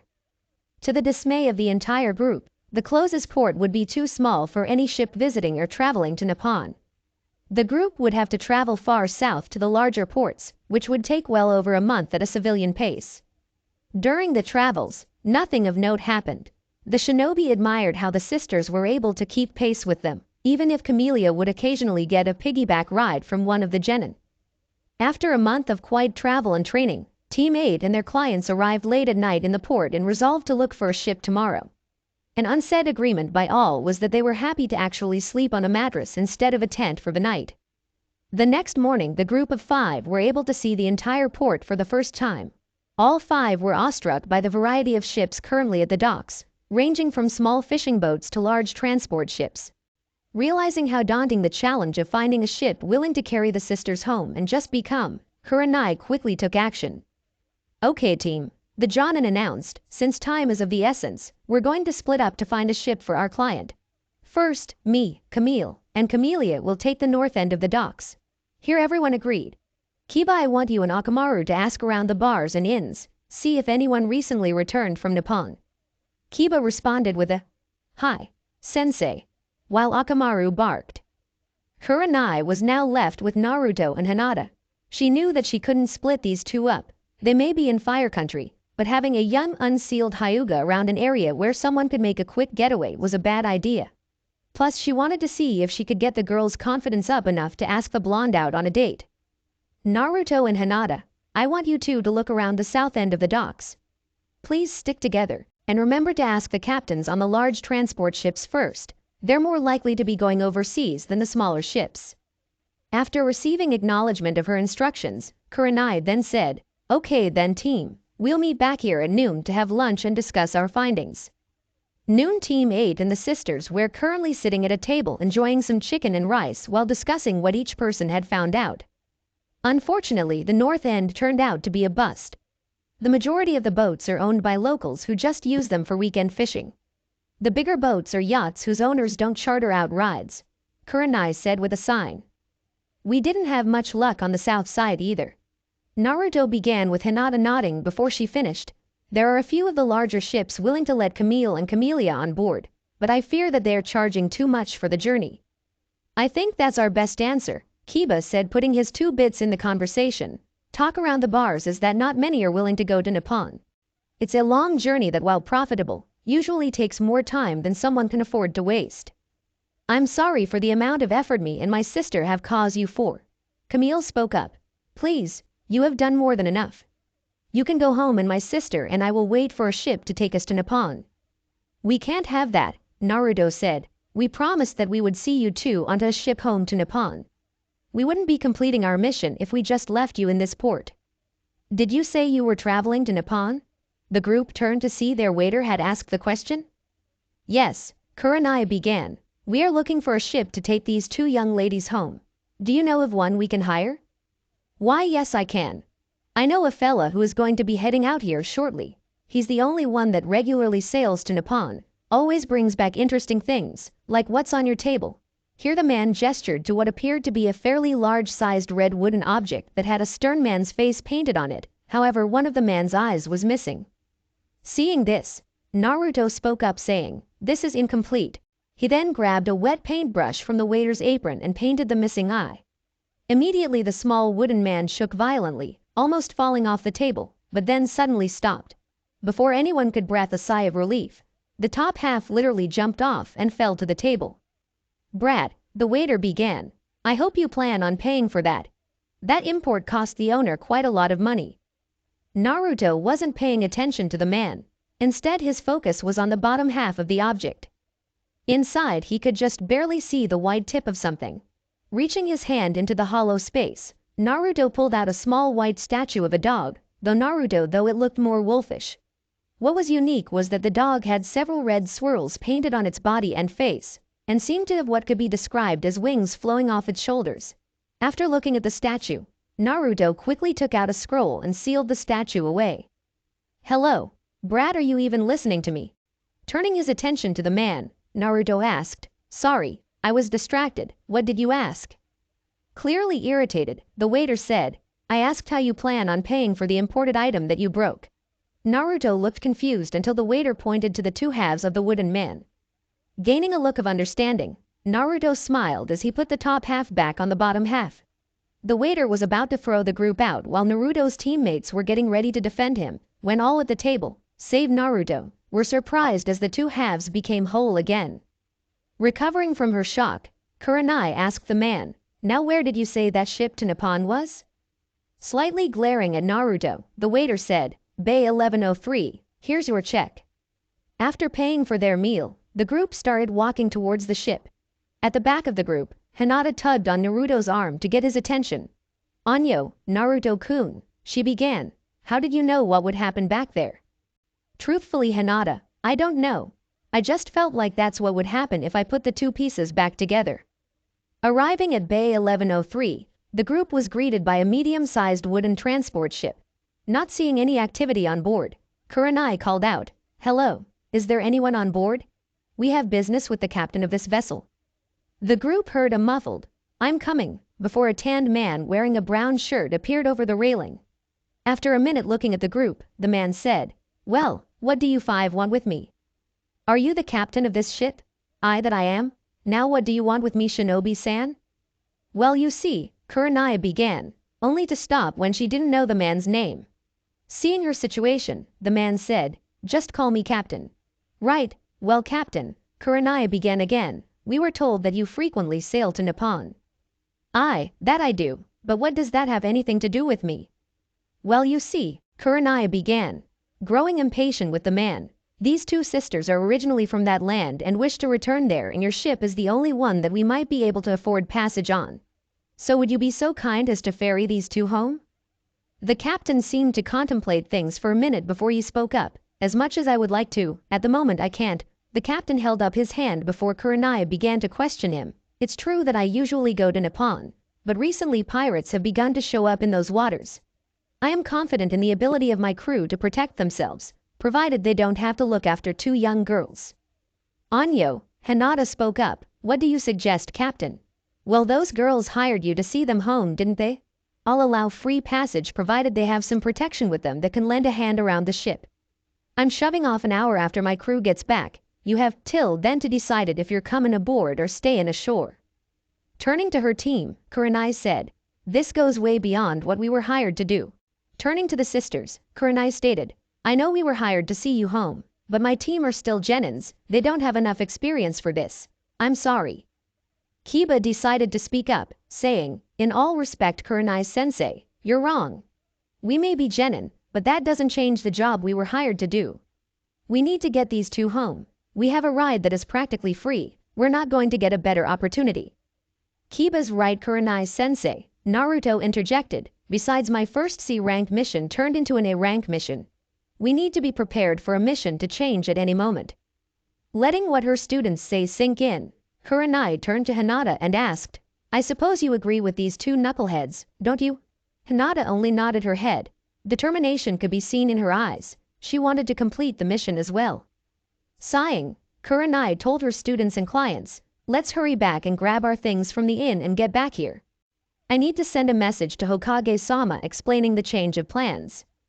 Everyone smiled when Camellia Crash tackled Kurenai saying thank you repeatedly. Celestial Plane. Ever since she had seen Camille and Camellia cross the Great Naruto Bridge, Amaterasu had kept her gaze glued to the viewing portal, even after Waka had left. When she saw the sisters pass the village gates, there was no denying it, she hadn't visited a different world all those years ago, she merely went across the sea. The goddess watched as the sisters explored Konoha, recalling fond memories of her time there, such as the ramen bar where Minato took her for their first date. When she heard her son's name, she hoped that it was who she believed it to be. Once she saw him, there was no mistaking it. She only held him once as a baby, but she would never forget his blonde spiky hair or his blue eyes. She watched as her son helped the two sisters to the port, then was surprised when he helped convince his sensei to let the team sail with the sisters. I can't believe he's coming here. Amaterasu nearly squealed to herself, only to grow deathly serious. Oh no, what if he doesn't know about me? What if he does? I haven't been in his life for 12 years, now he suddenly learns I've been alive all this time, and a goddess on top of that? That's a nice excuse, hi son. Sorry I haven't been around since the day you were born. I didn't realize I could have traveled across the ocean and seen you, I thought you existed in another dimension. Yeah, that will go over smoothly. Closing her eyes and taking a calming breath, Amaterasu finally was able to regain some composure. I haven't been in his life for 12 years. There is no excuse for that. That doesn't mean I can't be a mother now. Looking back at the portal, the wolf goddess gaze lingered on her son while he helped Camellia up onto the ship. Smiling at her son's kind nature, the sun goddess had one last thought before taking a nap. I can't wait until you get here, my little maelstrom. I have so much to teach you. In the middle of the ocean, the genin of Team 8 had learned a very important lesson in the week and a half since they had left the port. Sailing is boring. Initially, all of the children were excited to be on the ship. This feeling left after a day. When the ship traveled into deeper waters, the Konoha Shinobi discovered that Hinata was susceptible to severe motion sickness, meaning she could most often be found leaning over the railing or on her bed, a bucket nearby. While Kiba and Naruto weren't seasick, they were just as bored. Despite both having mastered tree climbing, Kurenai forbid them to practice water walking so that the crew wouldn't have to fish them out of the ocean, again, for the 5th time. Currently, the two boys were put to work checking the sails rigging. Being able to use chakra made the job go a lot faster.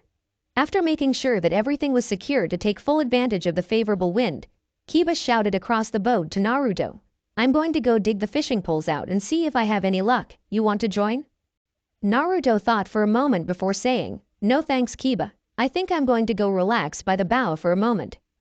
Kiba shrugged his shoulder and said, knock yourself out, just don't fall overboard. The captain said he'd let us be shark bait next time we get wet. Sitting at the bow and looking at the horizon, Naruto felt at peace. Looking around to see if he was alone, Naruto once more unsealed the small dog, wolf statue he had collected. Looking over the statue once more, the boy was mesmerized by sculpture and the line work. Turning the statue around so that he was looking directly at the dog, wolf's face, the blonde genin couldn't help but feel a connection. The boy might have stayed in this peaceful state for an eternity, but a small voice made itself known when it asked, what are you doing? After flailing around and almost dropping the statue into the water, Naruto turned to see that Camellia had snuck up behind him. Once he regained his composure, Naruto cleared his throat and told the little girl, nothing, just relaxing for a moment before the captain gives me and Kiba another job. The little girl nodded her head and was about to walk away when she noticed the statue in Naruto's hand. Being the curious child she was, Camellia asked, "What's that?" as she pointed to the boy's hand.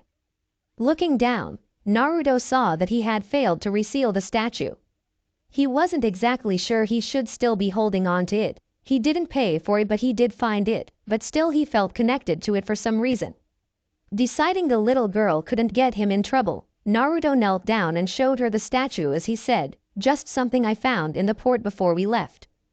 Looking at the statue, Camellia smiled before she said, "It looks like the funny doggy me and my sister saw in the pond." Raising an eyebrow, Naruto asked, "And what did this dog do that made it funny?" The girl tilted her head to the side as she said, "Well, the doggy didn't do anything funny, but funny things happened to my sister whenever we found it. She didn't believe the doggy had the funny makeup on, but said she would if a tree sprang up in front of here. Sure enough, a tree sprung up out of nowhere and almost hit her." Naruto shared a laugh with the girl before saying, "Come on, it's late. We should probably head to the mess hall before Kiba eats everything." Today was one of the better days for Hinata. She still felt somewhat nauseous, so she really couldn't help out around the ship, but at least she was up and walking. She took note of Naruto and Kiba scrapping barnacles off the side of the boat. She hoped that they wouldn't fall in the ocean. Kiba had managed to catch a fairly large shark the other day, and she wanted her teammates to be in one piece when they got home. Kurenai-sensei was below deck, looking over a map with the navigator. As for the two clients, they were currently giving Akamaru an almost unhealthy amount of attention. She also noticed that the captain was acting strangely today, always looking to the north with his telescope. She was about to question the man, when he turned to her and asked, "You're from the Hyuga clan, right? Your eyes can see far away?" Hinata nodded her head and said, "Hi, I can see a little over 4 kilometers with my Byakugan activated. And I'm an American, so I'd normally use our system of measuring, i.e. feet, miles, etc. But the wiki lists everything metrically and I don't feel like looking up a bunch of conversions." The captain nodded before saying, "Do me a favor and look out that way." The man pointed north, "and tell me what you see." Hinata nodded and activated her Byakugan. After a few minutes of searching, she found what she thought the captain wanted and said, "I see a ship a little larger than ours. It looks like they're also towing a small boat." "What does the flag look like and what of the man at the wheel?" the captain nervously asked. Hinata concentrated for a few minutes, the other ship growing ever closer, before she said, "The flag is black with what looks like a skeletal fist holding a heart. The man is wearing a trench coat with no shirt, he has a full beard, is missing his left eye, and has several large scars on his chest, over his heart."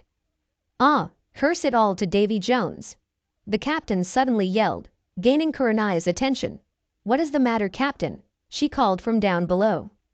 "I'll tell you what the blood matter is. One of the worst pirates in the world is chasing after us with no way for us to escape.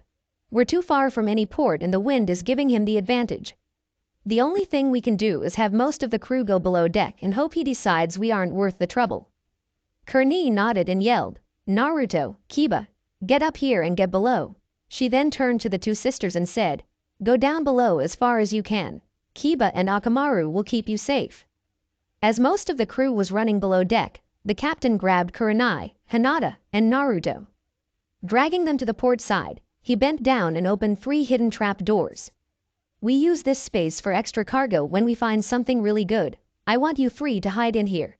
Stay low, only pop up if something has happened." Kurenai wanted her team to wait below deck, but she knew that the captain was the absolute authority on this ship. They were lucky to get free passage. If they had to fight against some pirates, so be it. She knew Kiba could handle anyone in the cramped space below deck. Turning to her 2 genin, the woman nodded her head and said, "Get it." The captain helped each shinobi into one of the compartments, then closed the lid so that it was barely open, giving the protectors a small glimpse of the deck as well as the ability to hear his orders. He then walked back to the helm and waited. He only hoped to avoid conflict. 30 minutes later, the pirate ship was pulling alongside the ship, with the pirate at the helm calling out, "Now what have we here?"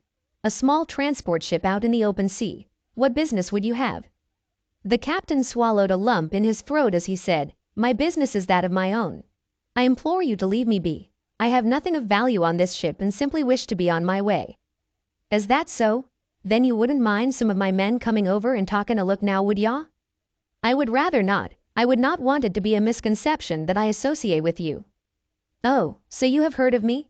the pirate asked, smiling all the while. Of course, the captain said. Everyone in these waters knows of the Heartless One-Eye. N. I know, lame name. Then you know what I said earlier was not a request. Crusher, a huge man wielding an equally big two-handed hammer, appeared on deck. Take the crew over and bring me back something pretty. I would heavily advise against that action, the captain said, but his advice fell on deaf ears. Crusher and 4 other men grabbed some loose rigging and started to swing between the 2 ships. It can't be helped then, the captain thought before yelling, to arms. As soon as the pirates landed on deck, the 3 shinobi leapt out onto the deck. Crusher just grinned as he said, well, quite a lot of security for an empty cargo hold. Fan out and find the booty. As soon as he said this, each of his underlings squired away. One armed with a large dagger leapt at Naruto. Another with a mace swung at Kurenai. The one with a sword ran up to engage the captain. One with a multitude of knives strapped to his belt ran below deck. Crusher grinned as he looked at Hinata. A.N. The following events happened simultaneously. With the sword wielding man easily ran up to the ship's helm. They had done this strategy a million times. Some would stay on deck to inspire fear. Another would scout out below deck to see if they were taking treasure of captives, and he would dispose of the captain. Steel met steel as the 2 men first engaged. It was in this brief second that the captain was able to study his adversary's weapon. It was indeed a fine sword. The spotless blade showed the man kept it clean and well looked after. What drew the captain's attention was the handguard, made of gold or brass. It was decorated with a few gems and had a number of metal cords woven together to protect the man's hand. It looked even more spectacular compared to the handguard of the captain's sword. A single dull piece of iron formed a solid shield, the handle a simple dole of wood. Probably picked the sword off of a dead officer, the captain thought, which means it was meant more for ceremony than actual combat. Let's see how strong that blade really is. What followed was a period of each man trying to deliver a connecting sword swipe, only for his opponent to block it with his own blade. The entire time, the captain listened carefully after each one of his slashed was blocked, until he heard a particularly sharp ring. There, that's the sweet spot. Before any more fighting could take place, both men felt a heavy level of malice in the air. The pirate was frozen for a brief second, not used to feeling so much ferocity when he boarded a ship. The captain, however, was unaffected, having to fight in such conditions before. He quickly kicked his opponent, forcing the man to his knees, then prepared for an overhead strike. The pirate saw the attack coming, but knew he was too slow to counterattack. Instead, he held his sword above his head, using his free hand to help brace for the impact. The captain struck where his blow had previously been blocked, shattering the ornamental blade into 2. The pirate didn't have time to be surprised when the captain's blade dug down into his skull, only stopping between the pirate's eyes. Putting his foot on the corpse's shoulder, the captain yanked backwards and freed his blade. Not hearing any more fights, the captain turned to inspect the aftermath of the skirmish. Great, he thought aloud, I just had the deck repaired too. With the knives, the pirate quickly ran through an open doorway. He had the distinction of being the fastest member of the Heartless crew, meaning he was always one of the first on the ship to scout out the treasure. So far he had encountered some resistance, but it was nothing he couldn't handle. His knives were the perfect weapon for fighting in the cramped corridors of the ship. It also helped that he could hit a bullseye from 50 paces with one of his blades. He was sure to give the ones he ran across wounds that would take them down but not out. He didn't know what the captain would do with the crew just yet. He was about to take out another member of the crew, someone wearing a gray jacket, when his target deflected the knife with a kunai. Now that he was seeing the front of his victim, he could plainly see the Konoha hit 8 and grew excited. He was always ready to take on a shinobi and prove he was just as good with a short blade without the fancy training. Rushing at the boy as he drew another knife, the man tried to skewer the kid, only to have his knife once more deflected by the kid, this time forcing it in the man's arm to the side. Well, kid, I'll admit you have some skills. The man then reached behind his back to grab another knife. He prepared to strike from the side, only for the kid to grab his wrist. Thanks, Kiba began, but I've also got friends. The man didn't know what hit him as a small, white cyclone hit him in the stomach. Akamaru's claws gave the man a multitude of deep cuts, but that wasn't the really damage. Unseen to everyone, the force on continuous spinning of the pup's attack caused the man's intestines, kidneys, and stomach to rupture. The pain was so intense that he passed out. he'd die from internal bleeding within a minute. Good thing we figured out how you could do a Gatsuga without you needing to transform. EY partner? Kiba questioned his dog, which barked in agreement. Before they could celebrate anymore, Kiba felt the air become heavy with malice. Akamaru, stay here. I need to check this out. The dog whined, but stayed up nonetheless. When Kiba got on deck, he could only look on and ask, what happened here? With the mace, Kurenai was cursing her luck. All she wanted was to have a functioning team. She didn't care that her team was the first to be officially assigned a B-ranked mission. So wouldn't brag about this to the other Jonin senseis. She was content to be proud of her students. What she did want was for Hinata to grow in her confidence, for Kiba to become more mature, and for Naruto to be accepted by the majority of people. Instead, here she was, dodging a maniac with a mace. To add to her annoyance, she couldn't make any hand signs to cast a genjutsu as the man was too aggressive in his attacks. Instead, she just had to wait for him to tire from swinging his mace, yet this man seemed to have as much endurance as her blonde student. She had been dodging the attacks for maybe 5 minutes when she heard a sickening sound of a crush. She hoped she was wrong, only to hear the man known as Crusher say, "That'll teach you, you little bitch." Instantly the air became heavy with malice. Although she had only felt it from a far distance once, Kurenai thought that Naruto's seal had broken, that the Kyuubi had been released. Wait, no, the Jonin thought. The Kyuubi felt more evil than this. This is just extreme anger. Taking advantage of her opponent's pause in attack, the woman quickly unholstered a kunai and shoved it between the man's ribs. Turning around to see her stunnets, the genjutsu mistress only thought, Naruto. With Crusher after the other members of his boarding party left him, Crusher smiled to himself. He was left fighting a little girl. Just give up, girlie, it'll save you a lot of pain. Instead of cowering like he expected her to, Hinata settled into a taijutsu stance. Fine, have it your way. He then swung his hammer downward, only for the girl to dodge and strike a few points in his arm. Stop it, that tickles, the man said, swinging his hammer down again, only hitting the deck once more. Seeing that the gentle fist was next to useless against the man, Hinata took out a kunai. When she dodged the next hammer strike, she gave the man a long, shallow cut along his arm. Hey, that actually hurt a bit, you bitch. As Crusher got angrier, his swings became faster. Hinata was able to dodge all of his strikes until he did a low horizontal swing. The hammer connected with the Hyuga's thigh. The girl heard a sickening crunch and felt immense pain, but did not cry out. Not satisfied with his work, the man swung backhandedly, catching the girl's lower leg. Even as she fell onto the deck in pain, the girl didn't cry out, only grimaced. That'll teach you, you little bitch. The man screamed before he felt the air around him become heavy.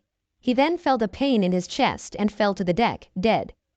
With dagger as the man leaped toward him, Naruto pulled out a kunai to try to parry the blade away. However, the older man and spent his entire life on the water. He knew not only to fight with his blade, but also how to do so while off-balanced. The man simply danced around the boy. Even when Naruto kicked one of the man's legs back, the more experienced foe still kept a stable stance as he stabbed out at the boy. Naruto was growing impatient. Grinding his hands to a familiar seal, the boy cried out, Kage Bushin no Jutsu. 2 copies of the boy sprang up from nowhere and, with the original, rushed their opponent. The man was having a somewhat more difficult time with his extra opponents. When he would dodge or parry one blade, 2 more would strike out, with one usually biting into his flesh. As the fight was going his way, Naruto took the opportunity to observe how everyone else was doing. What he saw was Crusher using his hammer to break Hinata's leg not once, but twice. When he heard the man call Hinata a bitch, he just lost it. He felt angry, then he felt his anger making him stronger. His wicker-like marks became thicker, his nails and canines lengthened, his eyes became red and silted. He knew that he was using the fox's power, but he didn't care. Faster than his Opponent could follow, Naruto and his clones shoved a kunai into the man's skull, his throat, and his heart. Running away as the body fell and his clones dispersed, Naruto rushed behind Crusher. As he stood gloating above Hinata, Naruto thrust his hand into his back until he felt something solid. Naruto then closed his fist around Crusher's heart, ending the man's life. Naruto was still angry. He then turned his head to the side and spotted the pirates' ship. It was their fault. If they hadn't attacked, Hinata wouldn't have been hurt. He was vaguely aware of Kiba coming up from below deck, but he didn't care. Naruto jumped the gap between the ships, landing directly opposite the heartless One Eye. Not wasting a second, the boy jammed a kunai into the middle of the patchwork of scars. The old pirate winced in pain, but smiled as he said, "You're going to have to try harder than that, lad."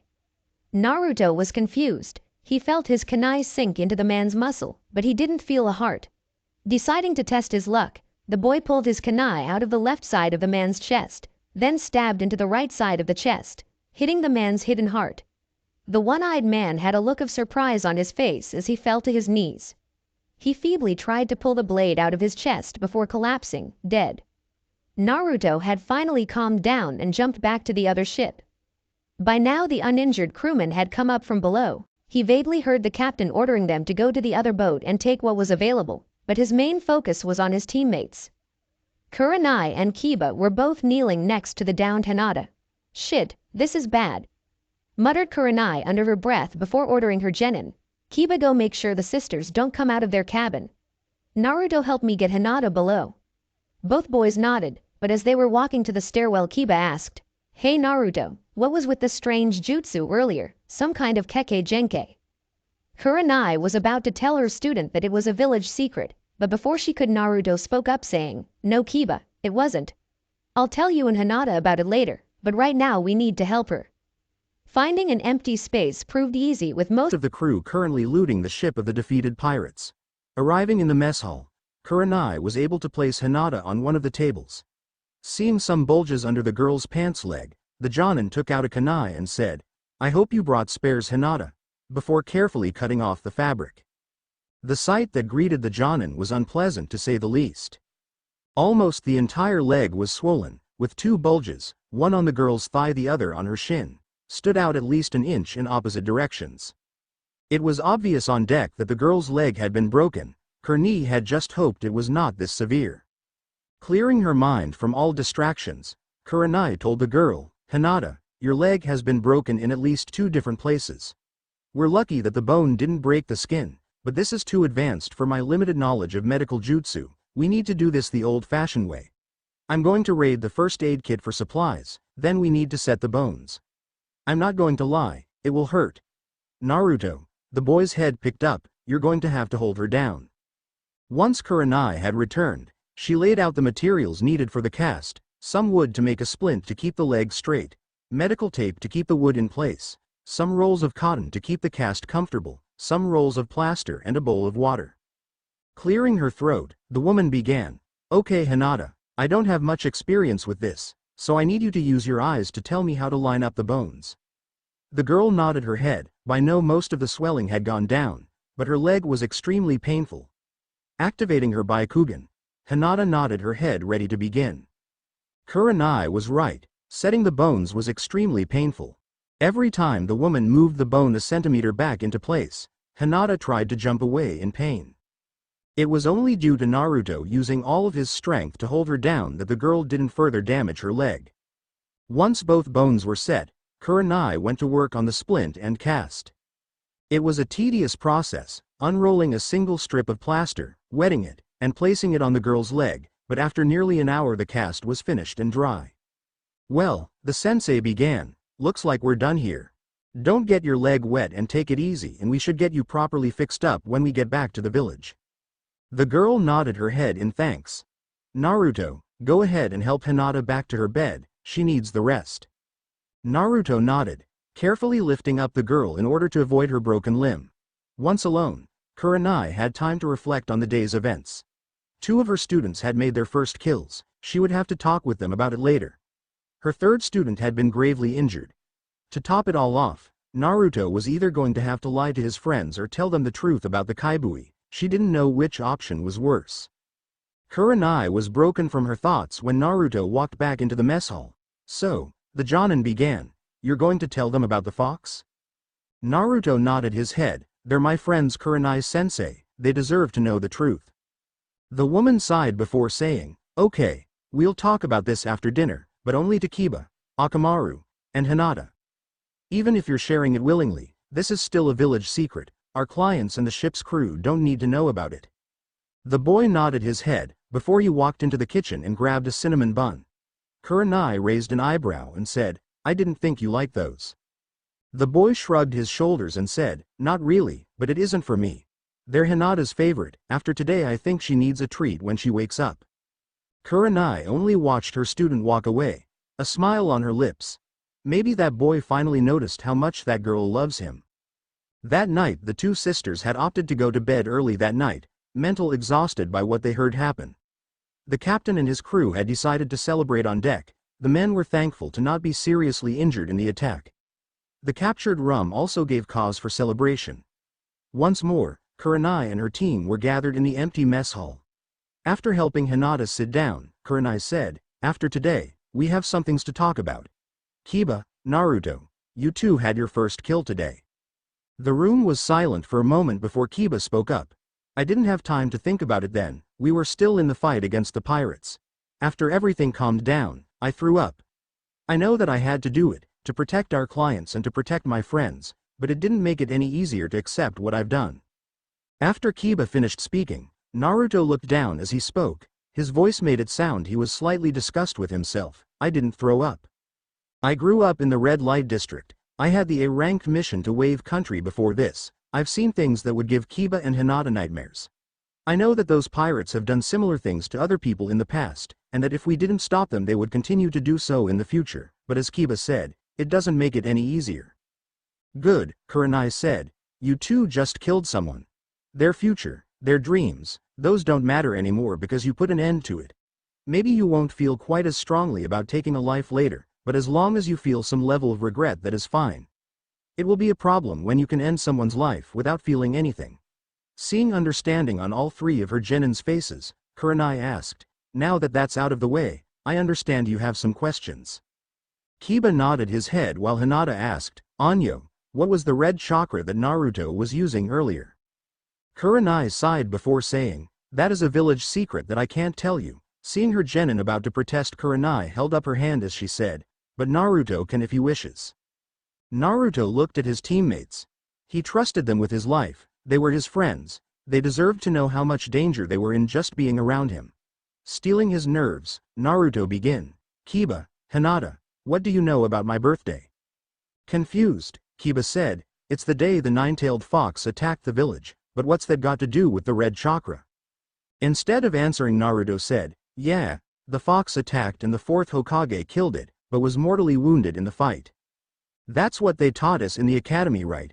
Naruto paused as his two friends nodded their heads, both sporting confused faces. Except they lied. The fox and the rest of the tailed beasts are made of chakra. You can't kill chakra. Instead he sealed the fox away, but that much chakra can't be contained in an object. You need something living, something young enough for its chakra coils to adapt. The moment Naruto had feared came as Hinata's eyes light up and she asked, the fourth sealed the fox into you, didn't he, Naruto-kun? Naruto only nodded his head, causing an immediate reaction in the other genin. Hinata burst into tears as she hugged Naruto, burying her face in his chest. Kiba, however, stood up, turned around, and launched a fist into his seat, the wood breaking apart. Seeing her student's actions, Kurenai immediately yelled, Kiba Inuzuka, just what do you think you are doing? Well, what do you expect, Kurenai-sensei? In the academy we were told that the fourth was this hero who could do the impossible, but in reality he was a jerk who ruined my friend's life. Akamaru barked his agreement to what his master said. Naruto was dumbfounded as he asked, you two don't care about the fox? Hinata managed to look the boy in the eyes, a small smile gracing her face as she said, Naruto-kun is Naruto-kun. I know you're not evil. She's right, man, Kiba said, so you have an ancient evil sealed in your gut, doesn't change who you are. Still think the fourth is a jerk for doing this to you. Naruto couldn't believe it. He had told these two his darkest secret, and they hadn't treated him any differently.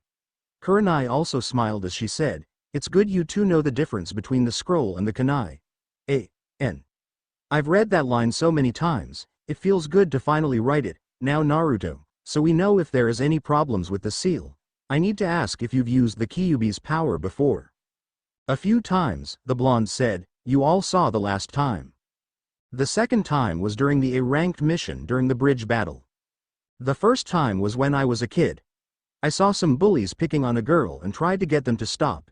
Everyone, save Naruto, saw Hinata blush. Anyway, that didn't work. They turned their attention on me while the girl got dragged away. After a while I got angry and yelled at them to stop, but I felt a rush of power. The bullies looked scared and ran away. Good thing too, since I blacked out soon afterwards. Funny thing was that I heard two voices right after I yelled.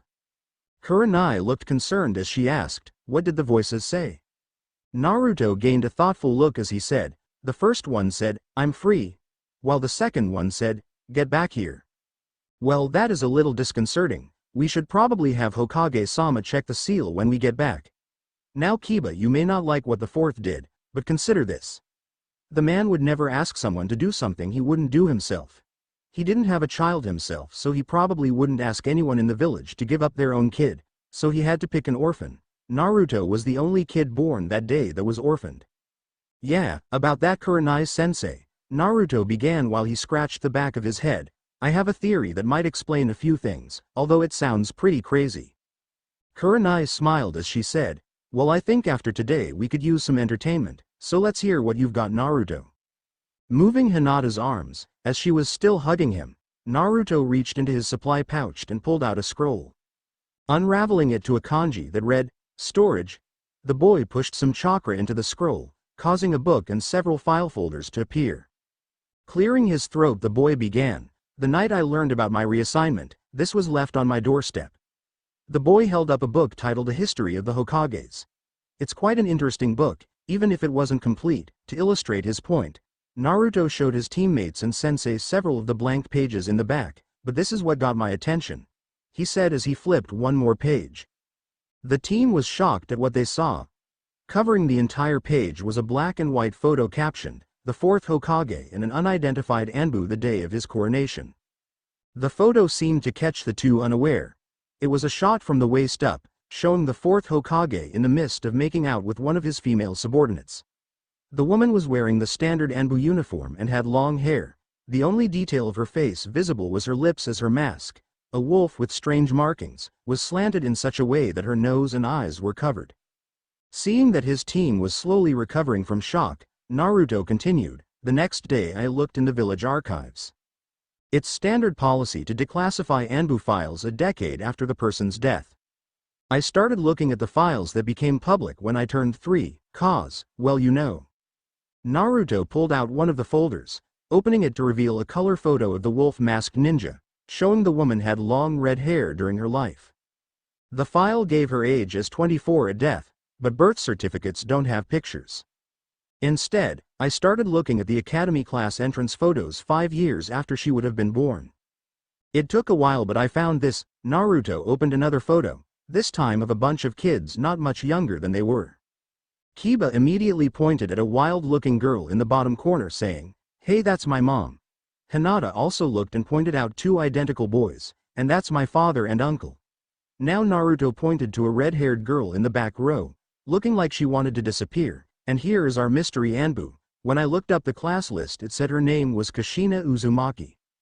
Silence reigned through the room, until Kurenai asked, "You think that she was your mother?" Naruto nodded his head as he said, "Would make sense, she died the day I was born, making me an orphan, and we also have a photo of someone that could be her making out with the fourth. We also have this."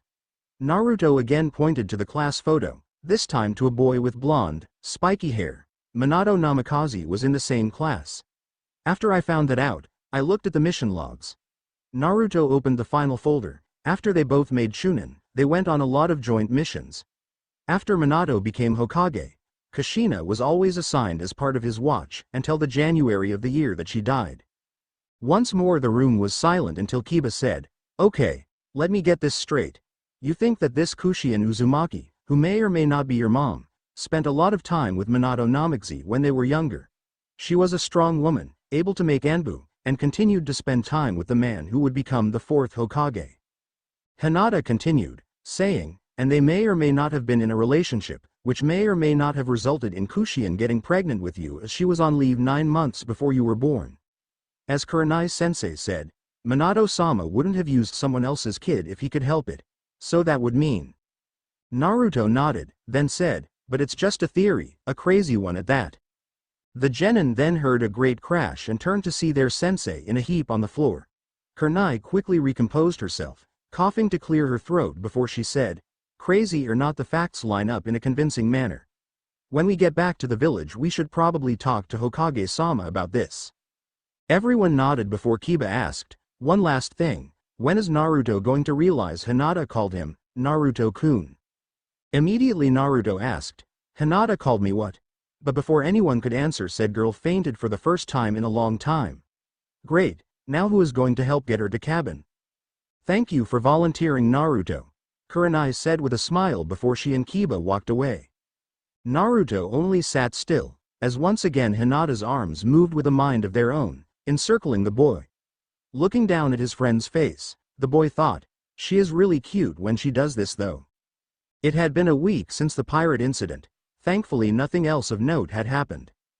Hinata had mostly stayed in the cabin with the two sisters, her leg and seasickness making it difficult to move out of the bed. It was on this day that the captain was looking to the southeast with his telescope. He smiled as he saw 2 or 3 small islands, sandbars really, then off to the side of said islands was a small dock with a clothing line next to it. Seeing the Jonin relaxing on deck, the captain called out, "Well, Kurenai-san, it appears this is where we part ways."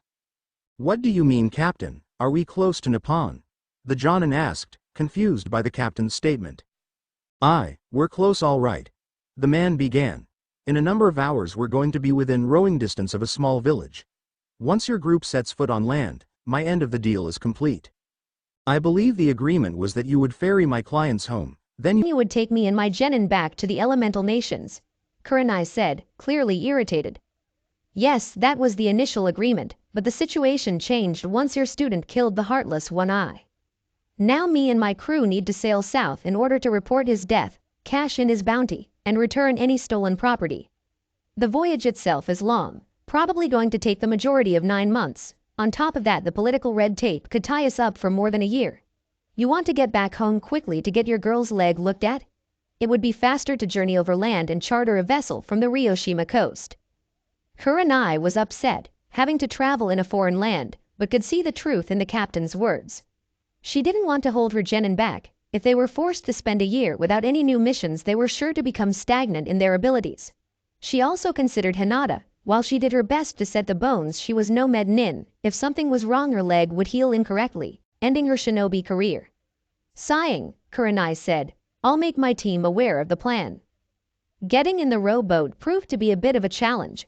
The two sisters were sitting in the back along with Kurenai. Kiba sat in the exact middle of the boat, but was constantly jostled by the 2 rowers from the captain's crew. Naruto took the sole seat in the front, with a blushing Hinata sitting on his lap. By the time the rowboat had pulled alongside the dock, it was getting dark, but to the surprise of many, someone was waiting. "Oh, Camille and Camellia, so nice to see you again. Who are your friends?" asked an old woman, who was wearing a purple robe tied closed with a yellow sash. While the woman's hair was short, what got the group's attention was that she was balancing an orange on top of her head. "Hello, Mrs. Orange," the older of the sisters said. "The woman and the kids are part of a shinobi team we hired to take us back here, while the men are part of the crew of the ship we used to sail across the sea." Turning to Kurenai, Mrs. Orange said, "Thank you for looking after these 2. They can get into quite a bit of trouble if they're left alone." Kurenai smiled as she and Naruto helped the sisters and Hinata off the boat. "It's no trouble, they asked for help and we're giving it to them."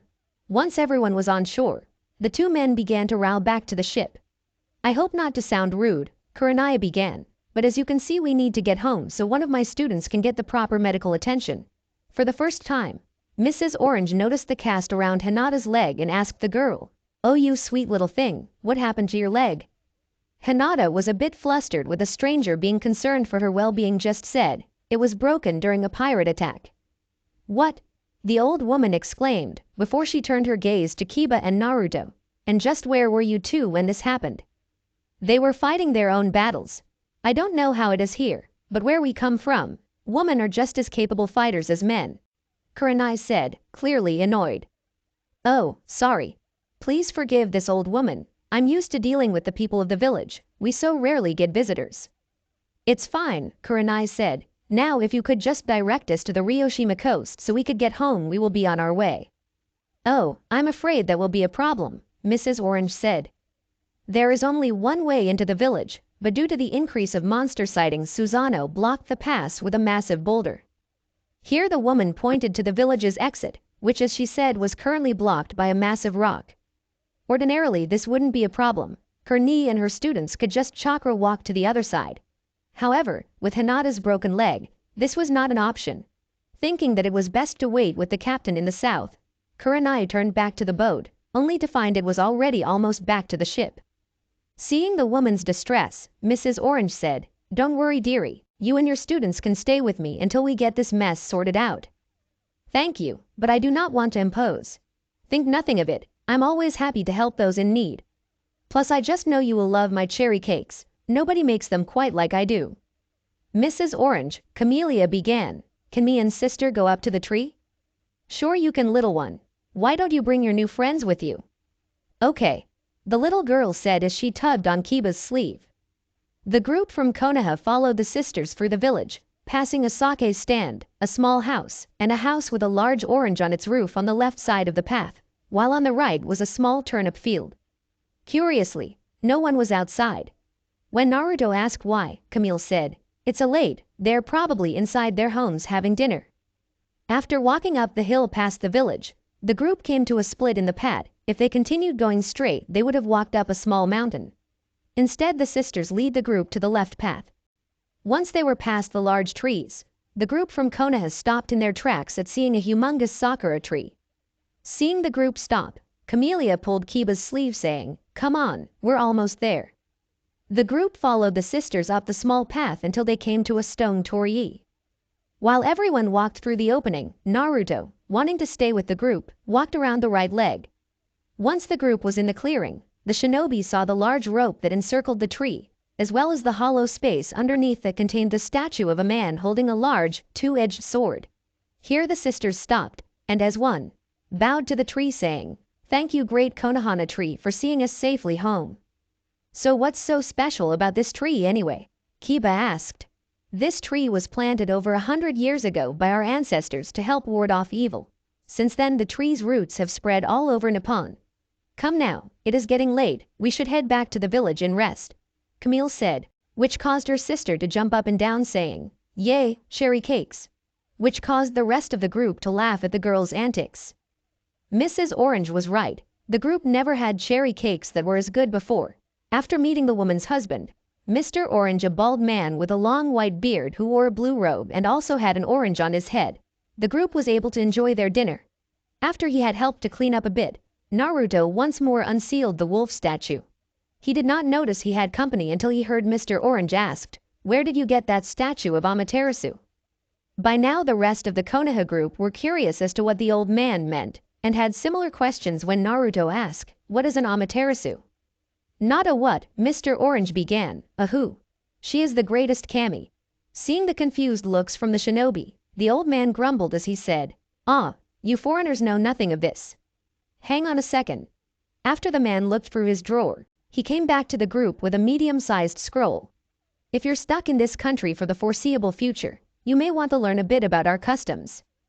Once the man went outside to the sake stand, Naruto unrolled the scroll. Reading the tale of the wolf goddess, each person was amazed at the feats. From battling Orochi to almost being eaten by the water dragon, each shinobi was entrapped by the story until the very end where Amaterasu went back to the celestial plane. Well, that is certainly an entertaining story, but right now we should all get some rest. Good night.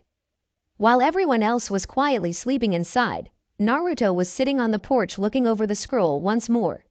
He was looking over the battle against Ninetales when he heard a voice ask, "I thought I told you to get to sleep." Turning around, the boy was met with his sensei impatiently tapping her foot. "Sorry, Kurenai-sensei, I just couldn't get the story out of my head. Little weird they have a Ninetales here as well. I'll admit, it does seem a little strange, but is that really the reason you keep looking at that scroll?" The boy slowly rolled the scroll back to the beginning, showing a full portrait of the wolf goddess. "I can't explain it, but I feel like I've seen these markings before," the boy said as he traced the red marks on the wolf's head with his fingers, "and before you say it, I know they're the same as on my statue, but I feel like I've seen them somewhere else." The boy was silent for a moment before he said to himself, "It couldn't be." Taking out his storage scroll, Naruto opened his book. Just as he was about to get to the page he wanted, something strange happened. A white wolf appeared out of nowhere, grabbing both Naruto's book and the scroll in its mouth before running up the hill. "Hey, come back here, you stupid wolf," the boy said as he chased after the animal. Naruto was loud enough to wake his other teammates. Kiba soon appeared at the door and asked Kurenai, "Sensei, what's going on? Where's Naruto going?" Hinata soon appeared behind him, rubbing the sleep from her eyes. Naruto was reading the scroll again when a white wolf came out of nowhere and grabbed it. Being who he is, Naruto decided to chase after it. "We should probably go after him." "Anyo," Hinata began before yawning, "doesn't this sound a bit like how the story began?" "Don't be silly, Hinata, that's just a fairy tale," Kurenai said. The team quickly caught up to Naruto, who was still chasing after the wolf. The boy thought that he had gotten lucky as the wolf took the left path, which would dead end at the Konohana tree. As the group approached the torii, all were shocked to the wolf simply disappear. While Kurenai and two of her genin stopped in their tracks, Naruto kept going forward. Once he stepped across the torii, he too disappeared. "Kurenai-sensei," Hinata asked, "where did Naruto-kun go?" Before the Jonin could respond, Naruto suddenly appeared from the torii. Turning around, the boy said, "You all have got to see this." Grabbing Kiba's hand, Naruto pulled him and Akamaru through the torii, all three disappearing. Naruto then repeated the process with Kurenai and Hinata. When the entire squad was through, they were shocked by what they saw. Now only had the sky become darker, but the hollow space beneath the tree was shining, almost inviting the shinobi to come closer.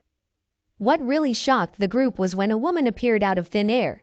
She had long black hair, but what she wore almost gave Kiba a nosebleed was that instead of a shirt or a kimono, the woman's bust was covered by a pair of leaves. A long pink skirt held up by a small piece of rope covered the woman from the waist down. Shocking the group even more, the woman said, "I am Sakuya, the spirit of this tree. Who might you be?" Deciding to speak before any of her male students could say something stupid, Kurenai said, "My name is Kurenai Yuhi, and these are my genin. We did not mean to disturb you, Miss Sakuya. We were simply chasing after an animal that stole something from one of my students." The spirit lightly laughed as she said, "I am not bothered, Kurenai-san. I believe I know what animal you are thinking of. You should be able to find her underneath my tree. It is a good thing the land has changed or else your one student would be unable to accompany you. Farewell, and may the fresh scent of flowers protect you always." With that the woman once more faded from existence. Hinata had a soft smile on her face as she said, "Just fairy tales, huh, sensei?" Kurenai pinched the bridge of her nose as she said, "I don't want to hear it, Hinata. I will leave you here while me and the boys get the book back. Am I understood?" The girl nodded her head, not wanting to be left behind. "Well, what are we waiting for? Let's go get me book back." With that Naruto charged underneath the tree, followed shortly by Kiba and Akamaru while Kurenai helped Hinata limp along. Once the group was able to see again, they expected to looking at an underground tunnel. Instead they were in a large grass field with a steep drop-off, surrounded by the same night sky they had seen in Sakuya's clearing. As the group marveled at the place around them, Naruto spotted his target in the distance. "Come on, let's go get that wolf." Once more, the team was off. It was a bit of a run for the group. After crossing a bridge, no one questioned how it got there. The group was on another field. This one ended with a broken bridge. However, what irritated Naruto the most was that the wolf was calmly sitting on the other side, the book and scrolls still in its mouth. "Well, Naruto, looks like this is it. But why, Kurenai-sensei, we're so close?" Naruto looked. The Genjustice user began, "I understand that the book is really important to you, but you need to look at the situation. The only way across is destroyed, and it's not like you're going to fall into some river. That is a chasm that we don't know what will happen if we fall down. What are you going to do? Jump it?" "I will if I have to." Before Kurenai could stop her student, Naruto had already taken a running start and was about to jump over the broken bridge. Right before he was about to jump, the world stopped moving for Naruto and became sepia tone. The boy saw a black substance appear on the broken bridge before it splashed outwards, revealing a repaired bridge, on which Naruto promptly face-planted. "Naruto, are you okay?" a concerned Hinata asked. "Yeah, I'm fine," the boy said before looking up. When he did lift his head, he saw the white wolf staring back at him, laughter in its eyes. Instantly he sprang up yelling, "I've got you now, you old fleabag," and chased after the theft. The rest of his team sighed before Kiba said, "Come on, let's go make sure he doesn't get in any more trouble." The group soon encountered their next problem. Once more the wolf had separated itself from the group, but this time it was by a body of suspended water. To the right of where the river started was a giant hill, to the left was a large rock with some kanji carved into it. "The River of Heavens," Kiba read aloud. "You know, this is sounding more and more like that story Mr. Orange showed us." "That may be, Kiba, but how are we going to get Hinata across this? We can't get her cast wet." "I don't think that's going to be a problem, Kurenai-sensei," Naruto said as he dipped his hand in the river. "It acts like water, it feels like water, but it's not water, look." Here Naruto's prankster instinct took over as he splashed Kurenai in the face with his handful. The Jonin found out the boy was right. It felt like she had gotten splashed in the face, yet she was completely dry. She was still angry as shown when she told the blonde, "Do something like that again, and I will drown you, are we clear?" Naruto nodded his head furiously. "Okay, so we aren't getting wet, but Hinata can't swim with her cast." "I've got it this time, sensei," Kiba said as he took out a length of ninja wire from his pouch. Tying one end off to a fence by the water's edge, the boy then swam to the other side, the wolf running though the next doorway, and pulled the wire taut. "There, now Kurenai-sensei swims across and we hold the line up for Naruto and Hinata." Impressed with her students' quick thinking, Kurenai quickly followed the plan. Once she reached the other side, grabbed one end of the ninja wire with Kiba and called out, "Okay, you two, let's get a move on." Naruto nodded, then turned to Hinata. The girl was shaking, obviously scared. Hoping to calm her fears, the boy said, "Hinata, just relax." He then picked her up, both face to face, and Naruto trying to avoid thoughts about certain anatomical features Hinata possessed that were currently pressed against his chest. "Okay, now just put your arms around me." The girl swung her arms around the boy's neck, almost choking him. "Now just close your eyes and we'll get across in a flash." As Naruto grabbed the line and descended into the river, Hinata buried her head in the crook of his neck, just wanting to get across the river. The next thing she knew, she heard Naruto say, "Hey Hinata, we're across the river now. You can let go, unless you want to hang on for a while." Looking up, the girl saw that she was indeed on the other side with the rest of her team. While she wouldn't admit it directly, she didn't want Naruto to let go, so instead she said, "Thank you Naruto, but I'm still a little tired, could you carry me a little ways?" "Sure, no problem." He then moved Hinata so that he was carrying Hinata bridal style as he figured he couldn't give a piggyback ride with her leg. He didn't notice Hinata gain a slight blush while she thought, don't faint, don't fawn," over and over again. The other side of the doorway did not have any more fields, instead it appeared to be a mountain. Luckily for Team 8 there were stone steps along the path, although no one knew how long it would take. After 20 minutes they leveled off, to which Hinata said she could walk on her own. After crossing a small bridge, the group came to another set of stairs, these much steeper, but they could see they ended at a cave. Not wanting to hobble up any more steps, Hinata turned to Naruto and asked, "Naruto, could you please?" She didn't get to finish her sentence as Naruto once more picked her up and was carrying her bridal style up the steps. "Oh, they're just so cute together," Kurenai thought, while in his head Kiba said, "Man, Naruto is so whipped and they aren't even dating yet." Once the group made it to the top of the stairs, they followed the path into the cave. They were awestruck at the massive statue of a man holding a large sword.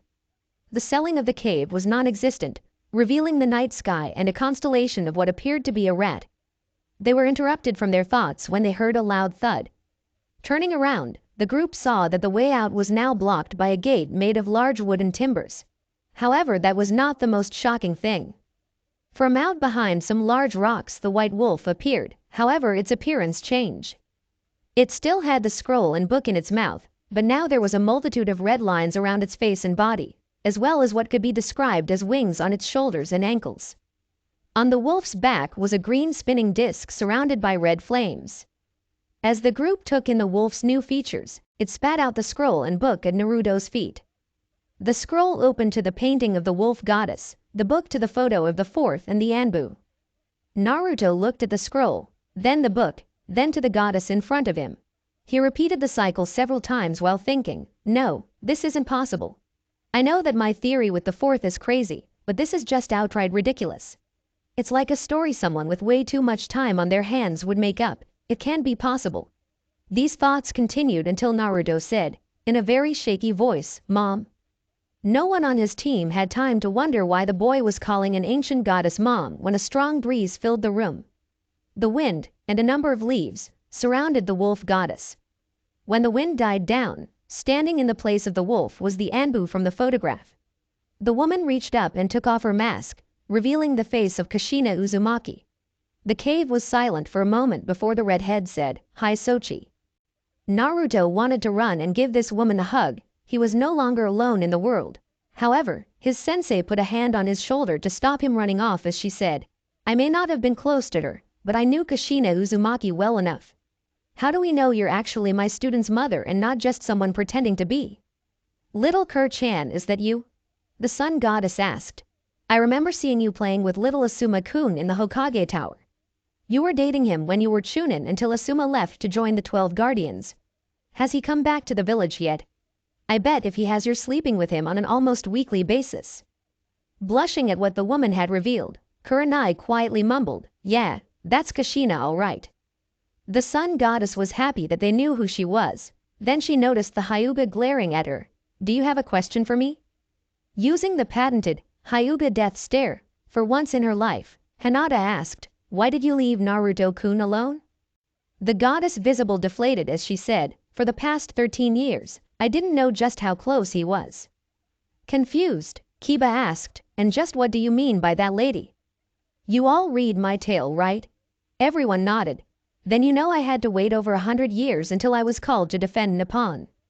As you can imagine, spending any amount of time, much less 100 years, gets boring really quick, so after a while, I literally let my mind wander while I left my body. I thought I was in another dimension when I met Minato-kun, but I guess I just went across the sea. I spent 13 years away from my son. I can't make those up, but I can be there for him now." Before anyone could stop him again, Naruto bolted across the space between the two parties.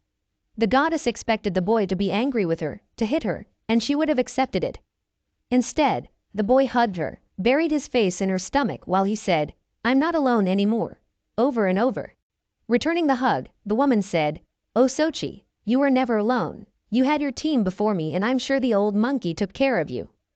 Naruto pulled away slightly as he asked, "Old monkey?" "You know, Hiruzen, the third Hokage." The information of this nickname caused everyone in the room to laugh. "Now, are there any more questions?" "Yeah, what are we supposed to call you?" Naruto asked. The redhead tapped her chin 3 times before snapping her fingers and said, "Just call me Kushina. We can just have my title be Amaterasu." Kurenai voiced her opinion as she asked, "Is it really all right for you to just decide that by yourself?" Kushina gave the woman a deadpan look as she said, "Do you really want to argue with an all-powerful sun goddess?"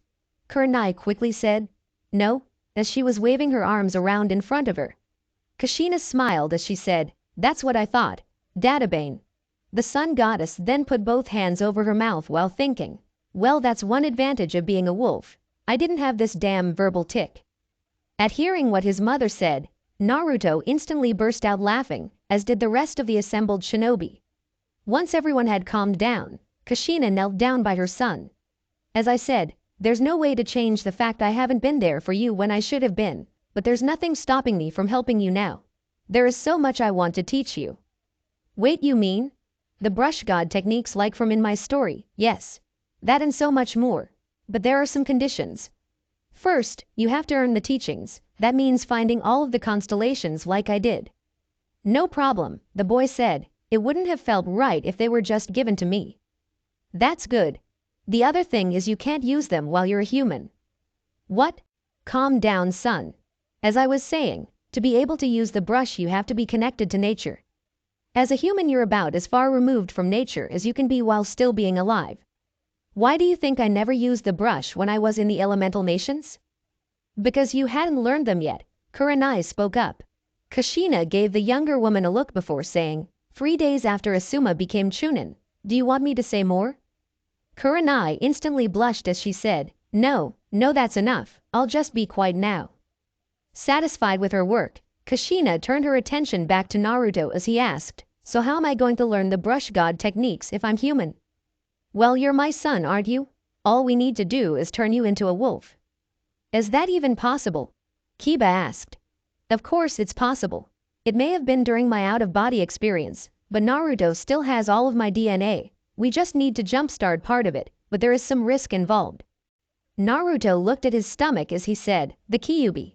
Kushina nodded her head as she said, right, based on the story you told, and before you ask, I've been keeping my eye on you since you left the Hokage's office. I would guess that the Kyuubi's mind is gone, but its power remains and might influence you.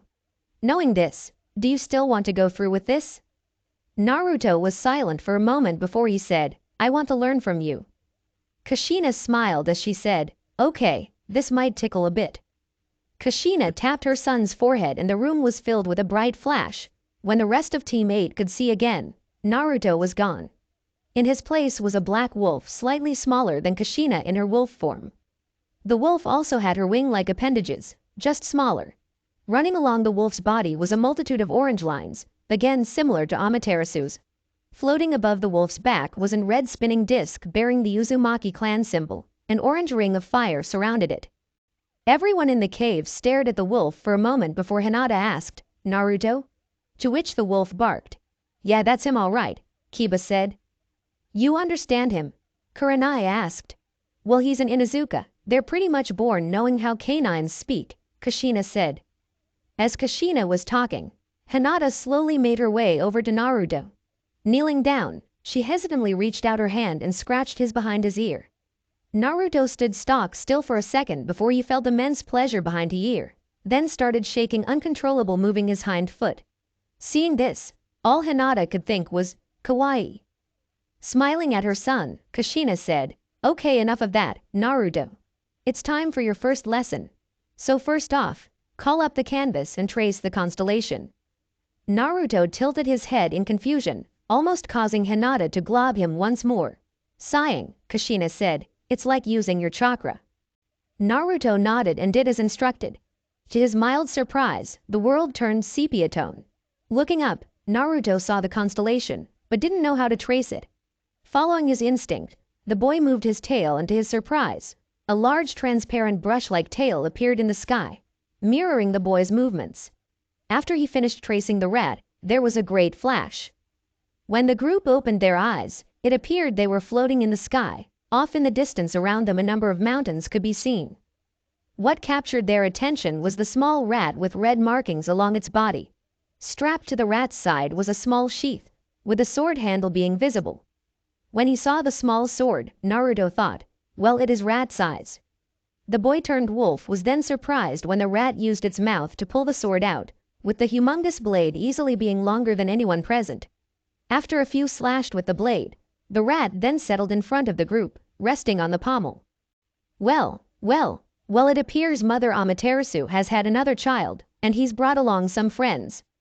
I am Tachigami, the keeper of the power slash, and who might you be? My name is Naruto Uzumaki. I only recently found out about Kasan, but I want to learn as much from her and from the rest of the brush gods as possible so that I may protect those precious to me. Oh, you've got spunk, kid, I like that. Use this power well. A glowing orb then left the body of Tachigami and raced towards Naruto, circling the wolf a few times before merging with his body. Once that was over, the group was once more back in the cave. Great job, Sochi. You just learned the power slash. Now you can use your brush to cut just about anything by drawing a line through it. Why don't you use it to make us an exit? Nodding, Naruto once more brought up the canvas. Facing the log gate, the boy made a quick stroke through it. Once he was finished and returned back to normal time, the logs suddenly fell over, as if cut in half by a large sword. Happy with her son's work, Kushina said, okay, let's get this adventure started. Wait just a minute, Kurenai began. Why did that rat call you his mother? And are you really going to go out dressed in your Anbu uniform? And how am I supposed to switch back to a human? Her son asked. Well, when my dad was severely injured over 100 years ago, he lost the ability to use the brush, so the powers that he had gained minds and bodies of their own. I helped to raise them for close to 20 years, so they all see me as their mother. As for the Anbu uniform, I guess you're right, Kur-chan. The reed head snapped her fingers. Once more the cave was filled with wind as a number of leaves surrounded the woman. Once the air was clear, the shinobi saw that Kushina had changed into a green dress with a white sleeveless blouse on underneath. One more thing. Please don't tell anyone who I am. I want to enjoy my time with my son without all the hero worship. Plus, if we run into a certain bug, he will try to go somewhere only one man has the right to feel. The group suite dropped at the goddess statement as they started walking out, until Hinata asked, Kushina-san, what about Naruto's question? Oh, sorry about that. I can be a little forgetful at times. As for changing back, didn't I mention you needed to gain a few more brush god powers to do that? The woman got her answer when the entire group face planted into the ground. Whoops, guess it slipped my mind. No matter, we'll just have to get you as many constellations as fast as possible. Now let's go. As the group headed out of the cave and saw the steps going down, she muttered to herself, great more stairs. However, Naruto heard her and being the good friend that he is, or perhaps having ulterior motives, bit down on the back of the girl's jacket and tossed her onto his back. After a few seconds processing what happened, Hinata smiled down at the wolf as she said, thank you for the ride, Naruto. As the group started following the path, Kushina slowed down so that she could talk to Kurenai. Being curious of what she had just seen her son do, the woman asked, is my son dating that girl? Kurenai sighed as she shook her head saying quietly, as much as I'm sure she wished they were, right now the two are just friends. But at the end of all of this, who knows? After walking down the mountain and through the doorway, the group were once more at the River of Heavens, only now the tow line was washed downstream. Well, this is certainly a problem, Kiba said. Oh, don't worry about it. Kushina then turned to Hinata. All you have to do is hold on to Naruto tightly. Hinata nodded her head, then hugged Naruto even tighter and closed her eyes as he started wading in the river. The trip across was just as fast as it had been before, and soon the entirety of Team 8 was back on the other shore. However, the entire team was shocked when they witnessed Kushina starting to walk over the water. Seeing the multiple jaws hitting the floor, Kushina said, you'll catch flies if you keep your mouths open. How are you doing that? Kurenai asked. You can't water walk in this place. Oh, I'm just using an ancient holy tablet to walk on water. As the group sweat dropped, she added, I also have one that lets me swim through lava. Once she was fully across, Kushina announces, okay Naruto, time to get your next brush power. Already, but I just got my first one not even 5 minutes ago. He does have a point, Kiba began. If he gets one power up after another, wouldn't it kind of cheapen the entire story? You know, making the hero overpowered? Well, I guess it can be true, but trust me, after the first few brush powers it'll take away until Naruto learns more.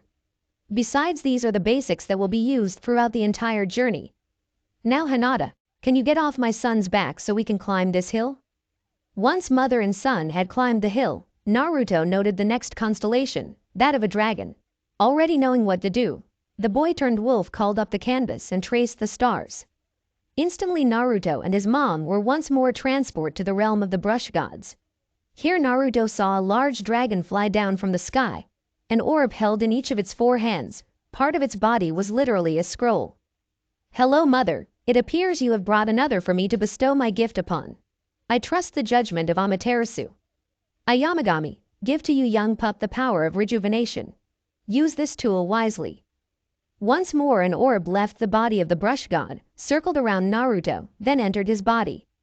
Once both mother and son were back in the real world, Kushina turned to her son and said, congratulations Naruto, you've gained the power of rejuvenation. With it you can fix anything that is broken or replace missing things. Among other things, I used it to restore the River of Heavens, but unfortunately we don't have anything to practice with. Hey mom, if the brush can repair broken things, could it also work on people? Kushina slightly tilted her head as she though before she said, I don't really know son, I never tried to use it that way during my adventure. Now come along, I'm sure your friends are getting tired of waiting for us. Once back with the rest of the group, Naruto noticed that Hinata was sitting awkwardly on the ground. Remembering what his mother had said, the boy turned wolf summoned the canvas.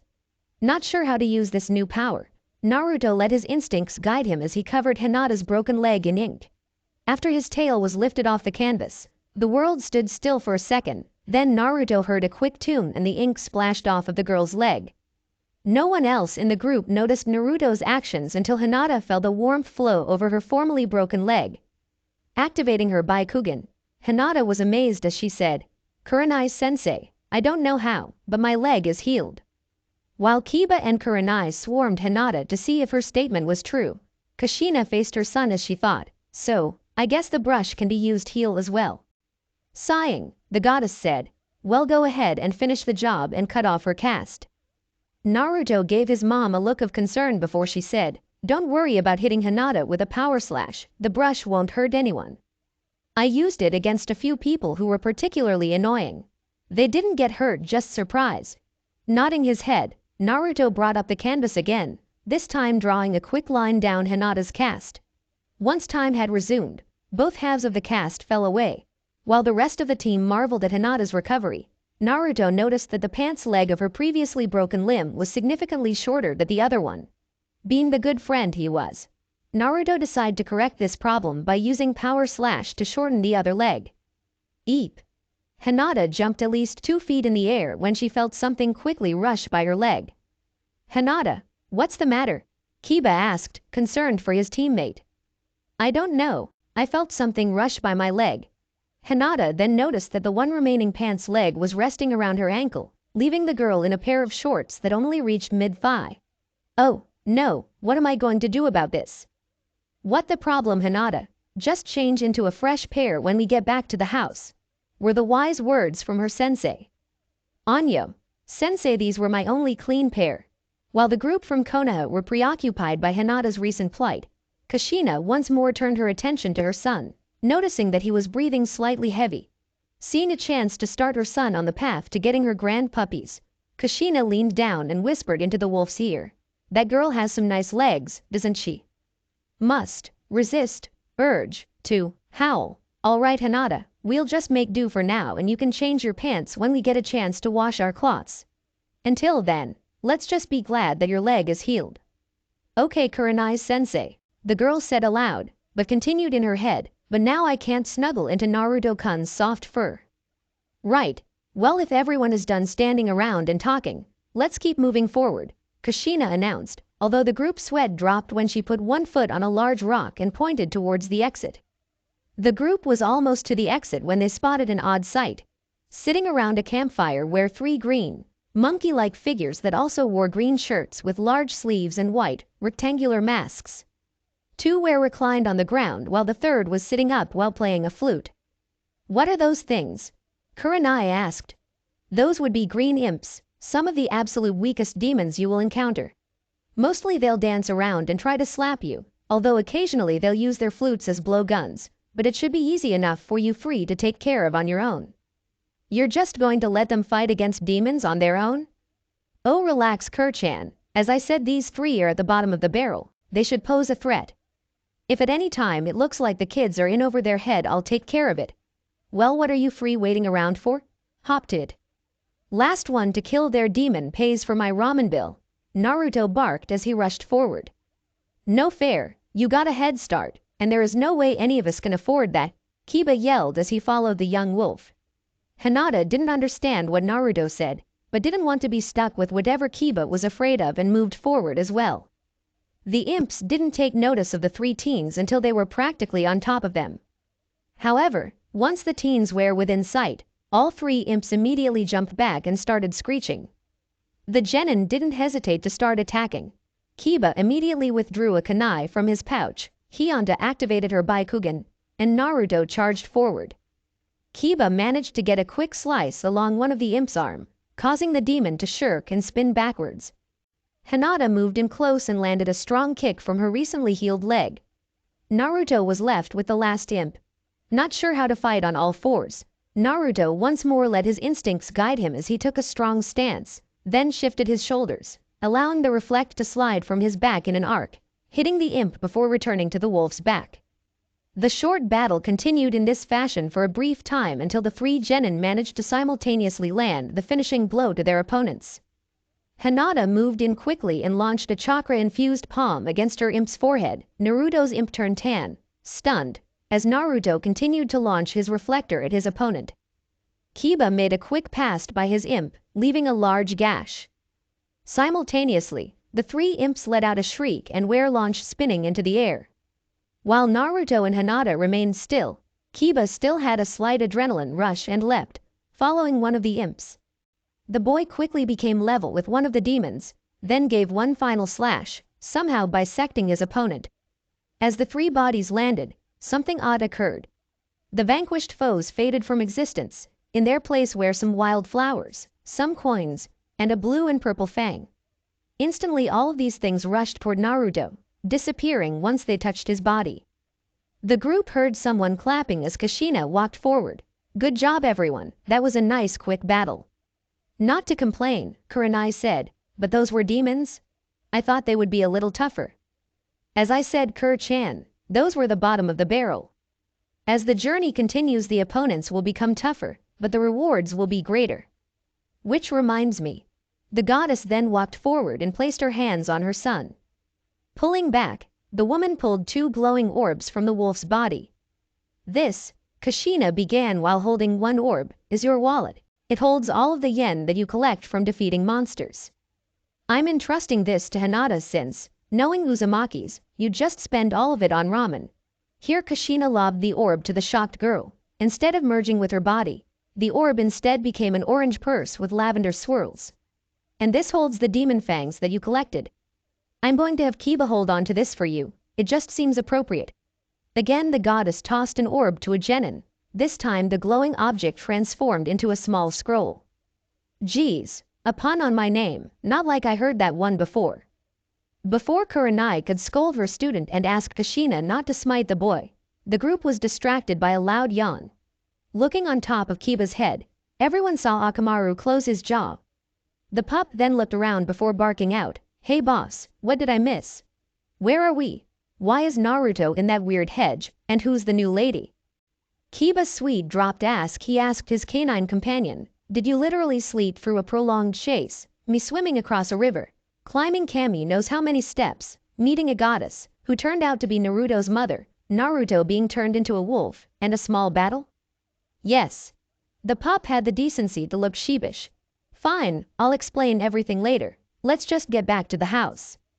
As the group walked back into the regular world, they were once more greeted by Sakuya. Smiling, the tree spirit stated, "Hello again travelers, it appears that you found your thief, or should I say Naruto's mother." The group stopped as they processed the words until Kushina yelled, "How did you know Sakuya? I didn't even get a chance to say hi when I ran through, much less tell you about Naruto." Laughing before she answered, Sakuya said, "I guessed, and it is good to see you, me friend." Face falling at accidentally revealing her son's heritage, the sun goddess quickly composed herself before saying, "So if you're here I guess Isun isn't far behind." Actually, Isun has taken his responsibility as celestial envoy seriously. The last I heard of him, the Ponkel was in a newly established village. Really, wow, guess he actually learned some responsibility. Well, guess I'll worry about that little bug later. Come one Naruto, time for you to raise the sun. While he followed his mother down the path, Naruto thought, okay, but didn't we just have a conversation about how I don't want to be overpowered? After walking up the mountain, Naruto sat beside his mother on the observation deck, listening to her explain this new brush power. Okay son, the sunrise is a power that you've had all along. Naruto tilted his head in confusion. I already had this power as the sun goddess, as you're my son, you also have this power. Kushina looked to her son to make sure he was following along, and continued when he nodded his head. Okay, all you need to do is draw a circle in the sky to command the sun. Just do it low on the horizon so that people don't wake up to the middle of the afternoon. Naruto nodded before doing as instructed. Although slightly skeptical about already having this power, he was still pleased when, after releasing the canvas, the sky began to light up and he heard a rooster call. Well, what can I say? My son's a natural. I couldn't have done a better job myself. What can I say? It runs in the family. That's all well and good, Kiba began. But can we get back to the orange's house and get some sleep? Our chase after Naruto's mom took the entire night. Kiba, I don't think that would be a good idea, Hinata said. What, why not?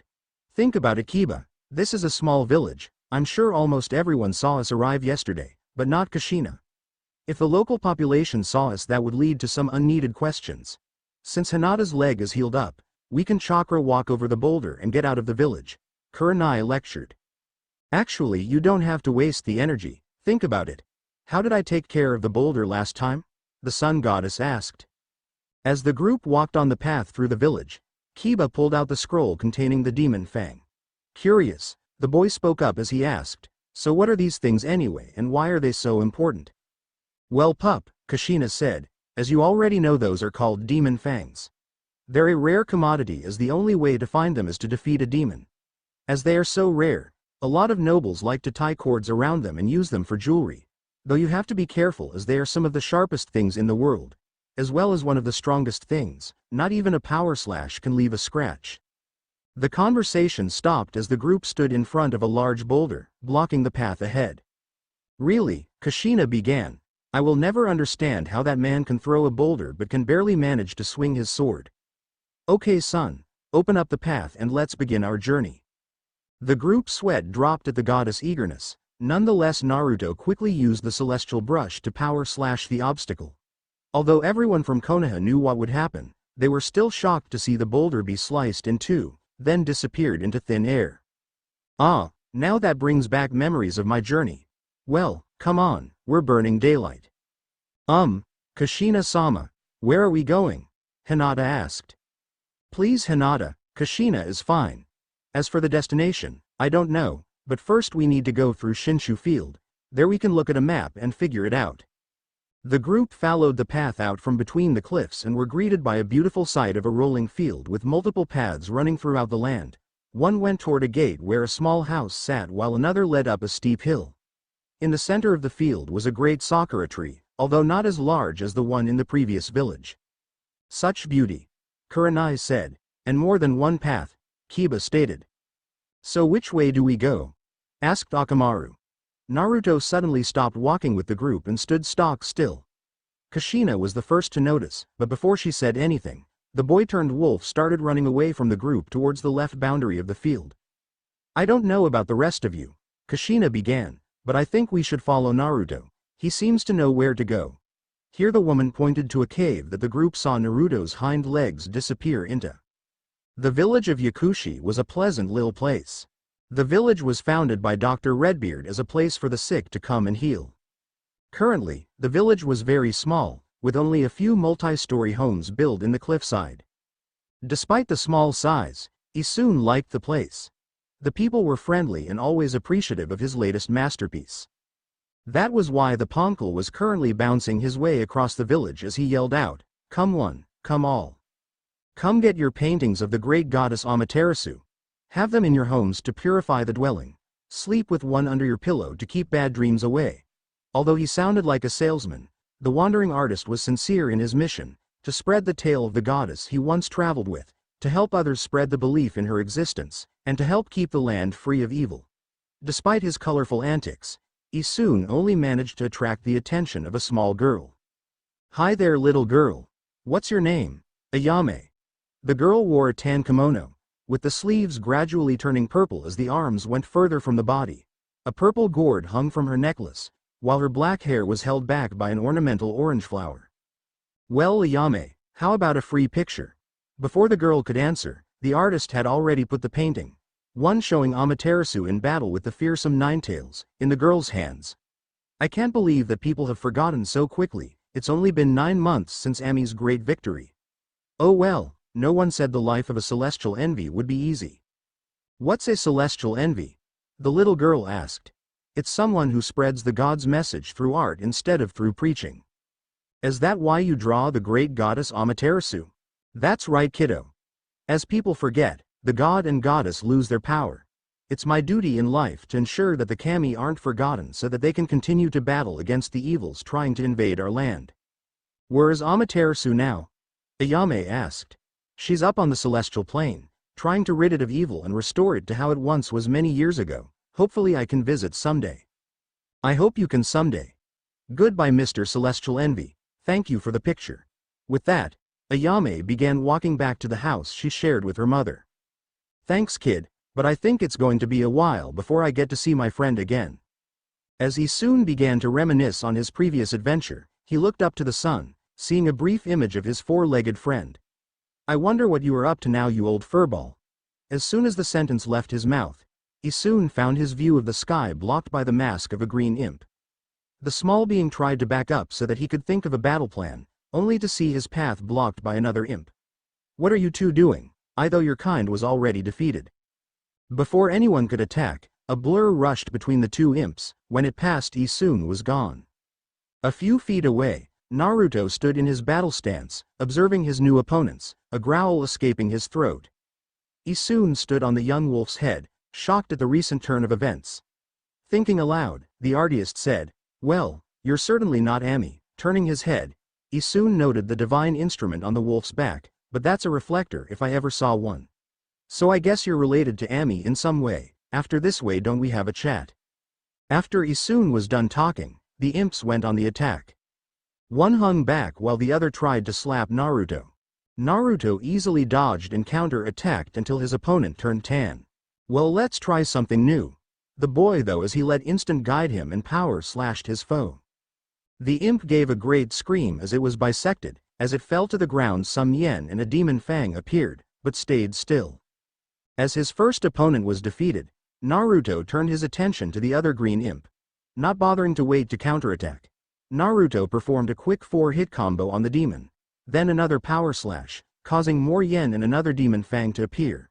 After the area was cleared of demons, Naruto sat down as he soon said, "Boy, you sure know how to fight. I didn't even have to explain anything, though why are your rewards just sitting there?" As soon as the words left the little man's mouth, the yen and demon fangs went flying off, only to be collected by a panting Hinata and Kiba. "Aw man, we missed another fight," Kiba exclaimed. "Don't worry Kiba, pant. I'm sure there will be more in the future," Hinata reassured her friend. "Naruto, don't go running off like that. You're part of a team and you need to stick with your teammates," Kurenai chastised her student. Turning her attention to her still human students, the woman said, "As for you two, unzip your jackets. Somehow it's hotter here than in the land of fire and it wouldn't do us any good for you to get heat stroke." Both students followed their instructions and unzipped their jackets. Kiba revealed he wore a net armor shirt with a gray shirt underneath, while Hinata was left with a blue short-sleeve shirt. Unfortunately, the teenage girl's shirt clung to her, showing off her figure, while the neckline was low enough to show a hint of Hinata's developing cleavage. If Naruto was still in his human body, he might have a nosebleed that would put Iruka to shame. Isun had a different reaction when he saw the girl out of the bulky jacket.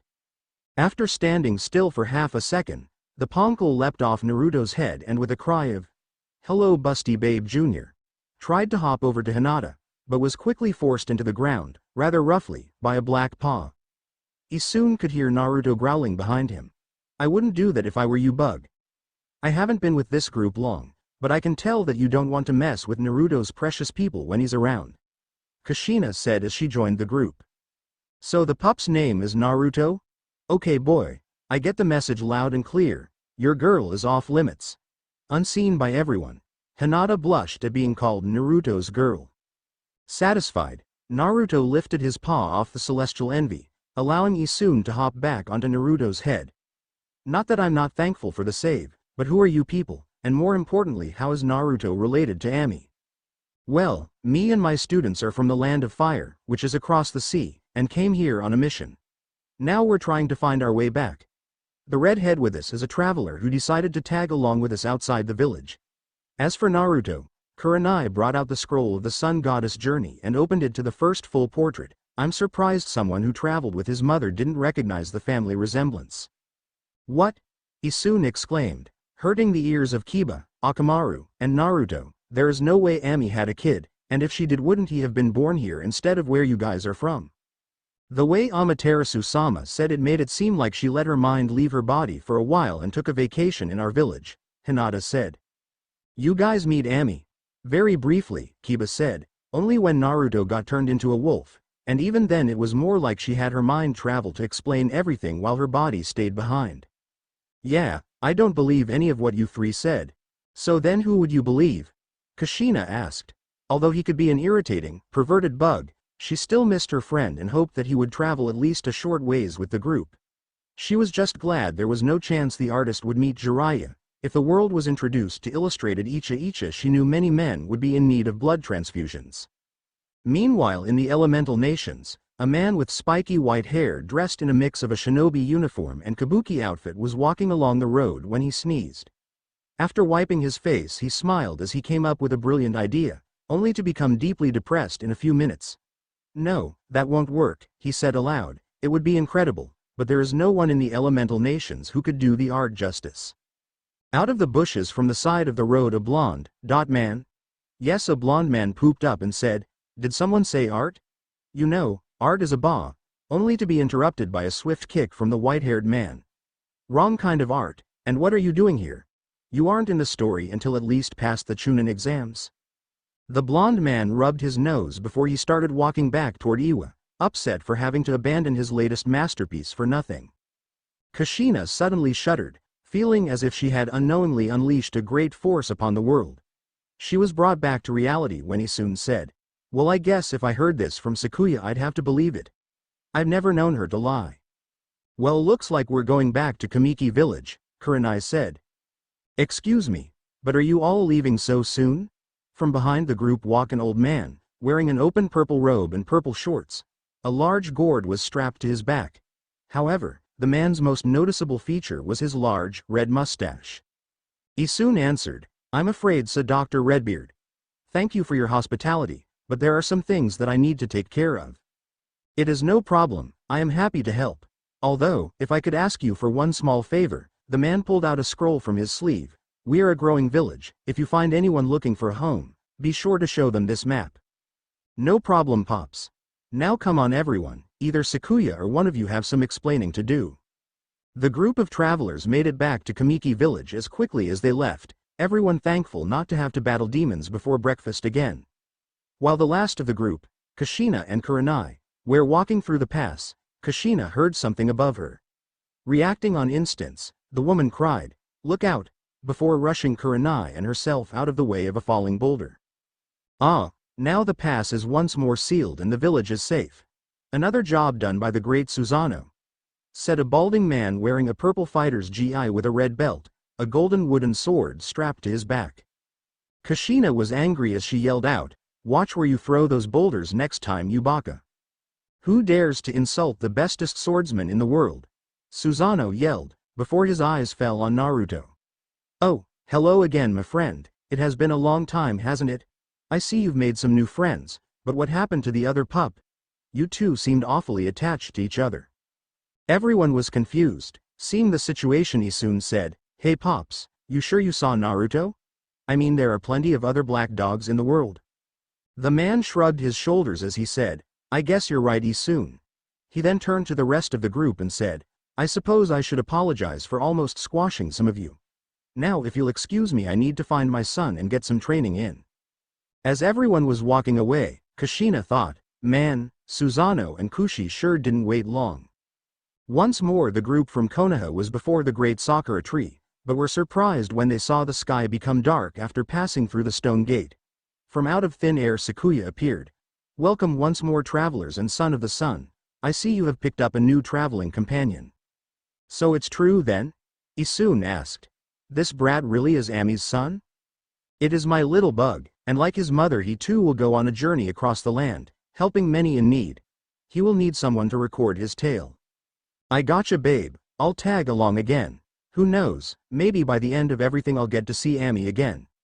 Isoon didn't notice Kushina in the back of the group look down, suddenly finding her feet very interesting. "I'm afraid it is not that simple, Isoon. While he may be her son, Naruto is not as strong as Amaterasu and will require help from various partners along the way, not just his teammates." "Okay, Sakuya. Well, I guess this is the part where we hit the road. See ya later, Sakuya. I'll come back in." Before Isoon could finish his sentence, a bolt of lightning appeared on the cloudless day. No one was hurt, but the Konohana tree was split in half. Sakuya remained for a brief moment, before she started falling backwards and disappeared. "Sakuya, Sakuya!" Isoon called out. Naruto, meanwhile, remembered something similar happening during his mom's journey and quickly used rejuvenation to heal the tree, although it still lacked all of its leaves and flowers. "Whoa, nice thinking there, kid. If I still had doubt that you were Ami's son, they're gone now." "That's good and all that you believe us, but what do we do now?" Kiba asked. "It's simple dog breath." Isoon responded. "We do as Sakuya said. We find Naruto his first partner." The end. Remember to subscribe and like this video. See you in the next video.